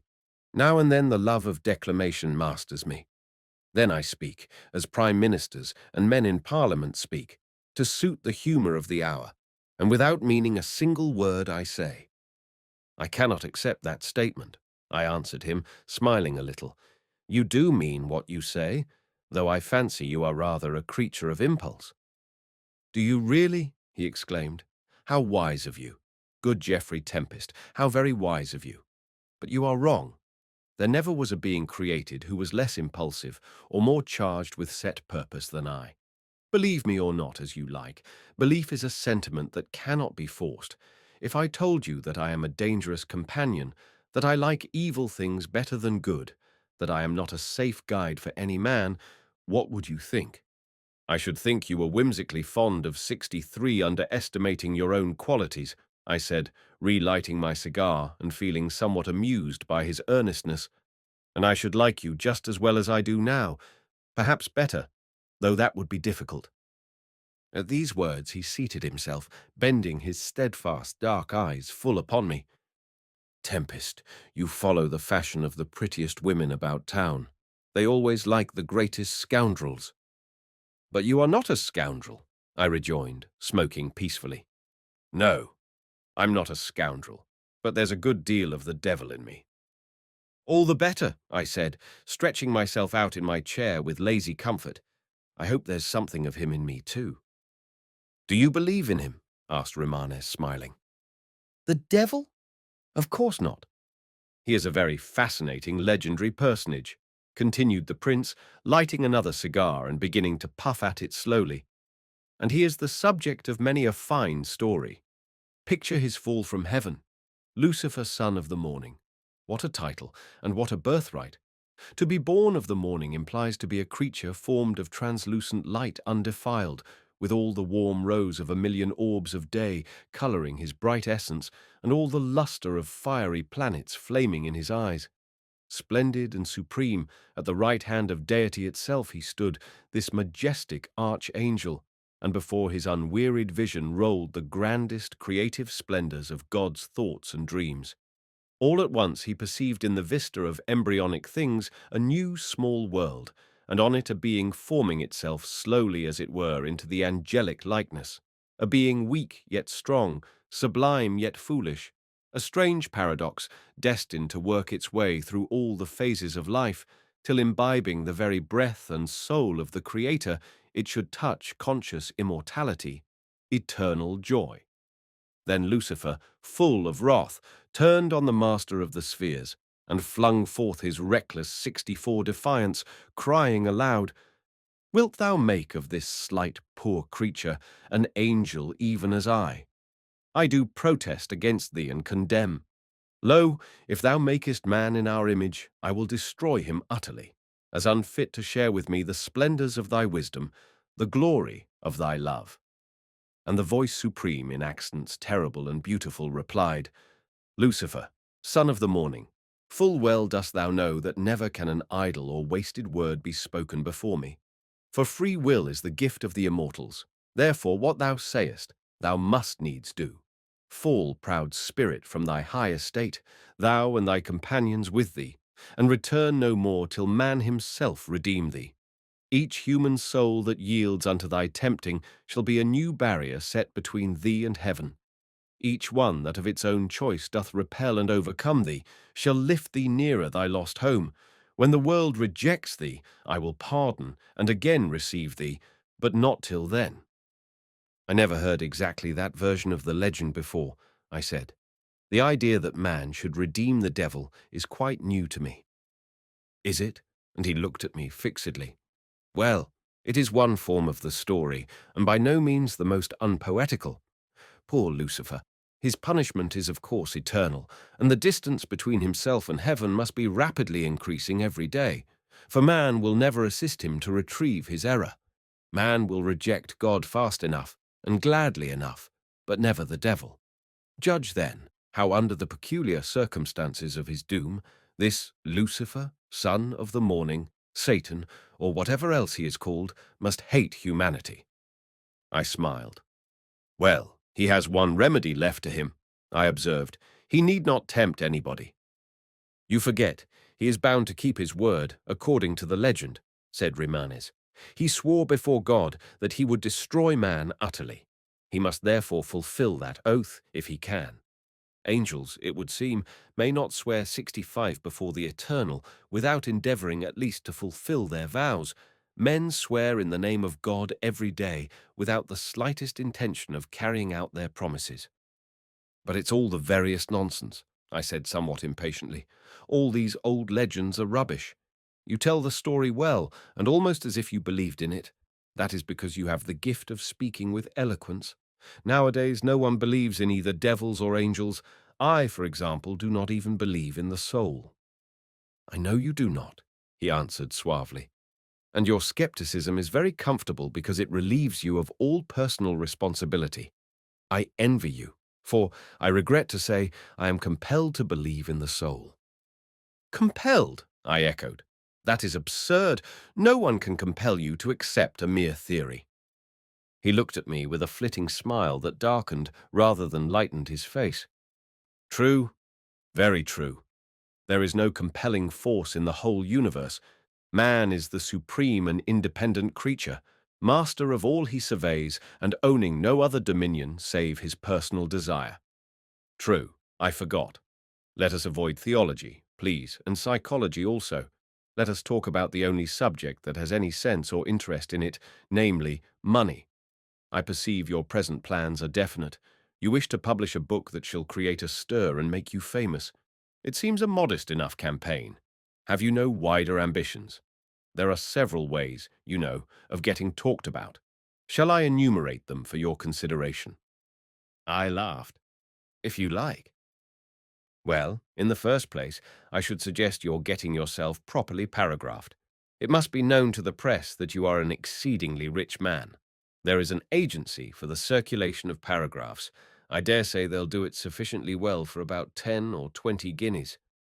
I opened my eyes a little at this. 66. Oh, is that the way these things are done? My dear fellow, how else should they be done?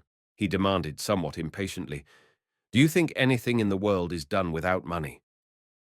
Are the poor, hard-working journalists your brothers or your bosom friends that they should lift you into public notice without getting something for their trouble? If you do not manage them properly in this way, they'll abuse you quite heartily and free of cost, that I can promise you. I know a literary agent, a very worthy man too, who for 100 guineas down will so ply the paragraph wheel that in a few weeks it shall seem to the outside public that Geoffrey Tempest, the millionaire, is the only person worth talking about, and the one desirable creature whom to shake hands with is next in honour to meeting royalty itself. Secure him, I said indolently, and pay him 200 guineas. So shall all the world hear of me. When you have been paragraphed thoroughly, went on Romanes, the next move will be a dash into what is called swagger society. This must be done cautiously and by degrees. You must be presented at the first levee of the season, and later on I will get you an invitation to some great lady's house where you will meet the Prince of Wales privately at dinner. If you can oblige or please His Royal Highness in any way, so much the better for you. He is at least the most popular royalty in Europe, so it should not be difficult to you to make yourself agreeable. Following upon this event, you must purchase a fine country seat and have that fact paragraphed. Then you can rest and look round. Society will have taken you up, and you will find yourself in the swim. I laughed heartily, well entertained by his fluent discourse. I should not, he resumed, propose your putting yourself to the trouble of getting into Parliament. That is no longer necessary to the career of a gentleman, but I should strongly recommend your winning the Derby. 67. I dare say you would, I answered mirthfully. It's an admirable suggestion, but not very easy to follow. If you wish to win the Derby, he rejoined quietly, you shall win it. I'll guarantee both horse and jockey. Something in his decisive tone impressed me, and I leaned forward to study his features more closely. Are you a worker of miracles? I asked him jestingly. Do you mean it? Try me, he responded. Shall I enter a horse for you? You can't. It's too late, I said. You would need to be the devil himself to do it. Besides, I don't care about racing. You will have to amend your taste then, he replied. That is, if you want to make yourself agreeable to the English aristocracy, for they are interested in little else. No really great lady is without her betting book, though she may be deficient in her knowledge of spelling. You may make the biggest literary furore of the season, and that will count as nothing among swagger people. But if you win the derby, you will be a really famous man. Personally speaking, I have a great deal to do with racing. In fact, I am devoted to it. I am always present at every great race. I never miss one. I always bet, and I never lose. And now, let me proceed with your social plan of action. After winning the derby, you will enter for a yacht race at Cowes and allow the Prince of Wales to beat you just narrowly. Then you will give a grand dinner, arranged by a perfect chef, and you will entertain His Royal Highness to the strains of Britannia Rules the Waves, which will serve as a pretty compliment. You will allude to the same well-worn song in a graceful speech, and the probable result of all this will be one, or perhaps two, royal invitations. So far, so good. With the heats of summer, you will go to Homburg to drink the waters there, whether you require them or not. And in the autumn, you will assemble a shooting party at the country seat before mentioned, which you will have purchased, and 68 invite royalty to join you in killing the poor little partridges. Then your name in society may be considered as made, and you can marry whatever fair lady happens to be in the market. Thanks, much obliged. And I gave way to hearty laughter. Upon my word, Lucio, your program is perfect. It lacks nothing. It is the orthodox round of social success, said Lucio with admirable gravity. Intellect and originality have nothing whatever to do with it. Only money is needed to perform it all. You forget my book, I interposed. I know there is some intellect in that, and some originality too. Surely that will give me an extra lift up the heights of fashionable light and leading. I doubt it, he answered. I very much doubt it. It will be received with a certain amount of favor, of course, as a production of a rich man amusing himself with literature as a sort of whim. But, as I told you before, genius seldom develops itself under the influence of wealth. Then again, swagger folks can never get it out of their fuddled heads that literature belongs to Grub Street. Great poets, great philosophers, great romancists are always vaguely alluded to by swagger society as those sort of people.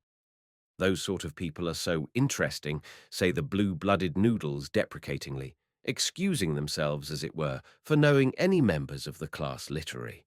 You can fancy a swagger lady of Elizabeth's time asking a friend, "Oh, do you mind, my dear, if I bring one Master William Shakespeare to see you? He writes plays and does something or other at the Globe Theatre. In fact, I'm afraid he acts a little. He's not very well off, poor man. But these sort of people are always so amusing. Now you, my dear Tempest, are not a Shakespeare, but your millions will give you a better chance than he ever had in his lifetime, as you will not have to sue for patronage or practice a reverence for my lord or my lady. These 69 exalted personages will be only too delighted to borrow money of you if you will lend it." "I shall not lend," I said. "Nor give. Nor give." His keen eyes flashed approval. "I am very glad," he observed, "that you are determined not to go about doing good, as the canting humbugs say, with your money. You are wise. Spend on yourself, because your very act of spending cannot but benefit others through various channels. Now I pursue a different course. I always help charities and put my name on subscription lists, and I never fail to assist a certain portion of clergy." "I rather wonder at that," I remarked, "especially as you tell me you are not a Christian." "Yes, it does seem strange, doesn't it?" he said with an extraordinary accent of what might be termed apologetic derision. "But perhaps you don't look at it in the proper light. Many of the clergy are doing their utmost best to destroy religion, by cant, by hypocrisy, by sensuality, by shams of every description, and when they seek my help in this noble work, I give it, freely." I laughed. "You must have your joke, evidently," I said, throwing the end of my finished cigar into the fire. "And I see you are fond of satirizing your own good actions. Hello, what's this?" For at that moment, Emil entered, bearing a telegram for me on a silver salver. I opened it. It was from my friend, the publisher, and ran as follows: "Accept book with pleasure. Send manuscript immediately." I showed this to Rimanes with a kind of triumph. He smiled. "Of course. What else did you expect? Only the man should have worded his telegram differently, for I do not suppose he would accept the book with pleasure if he had to lay out his own cash upon it. Accept money for publishing 70 books with pleasure should have been the true message of the wire. Well, what are you going to do? I shall see about this at once, I answered, feeling a thrill of satisfaction that at last the time of vengeance on certain of my enemies was approaching. The book must be hurried through the press as quickly as possible, and I shall take a particular pleasure in personally attending to all the details concerning it, for the rest of my plans. "Leave them to me," said Romanes, laying his finely shaped white hand with a masterful pressure on my shoulder. "Leave them to me, and be sure that before very long I shall have set you aloft like the bear who has successfully reached the bun on the top of a greased pole, a spectacle for the envy of men and the wonder of angels."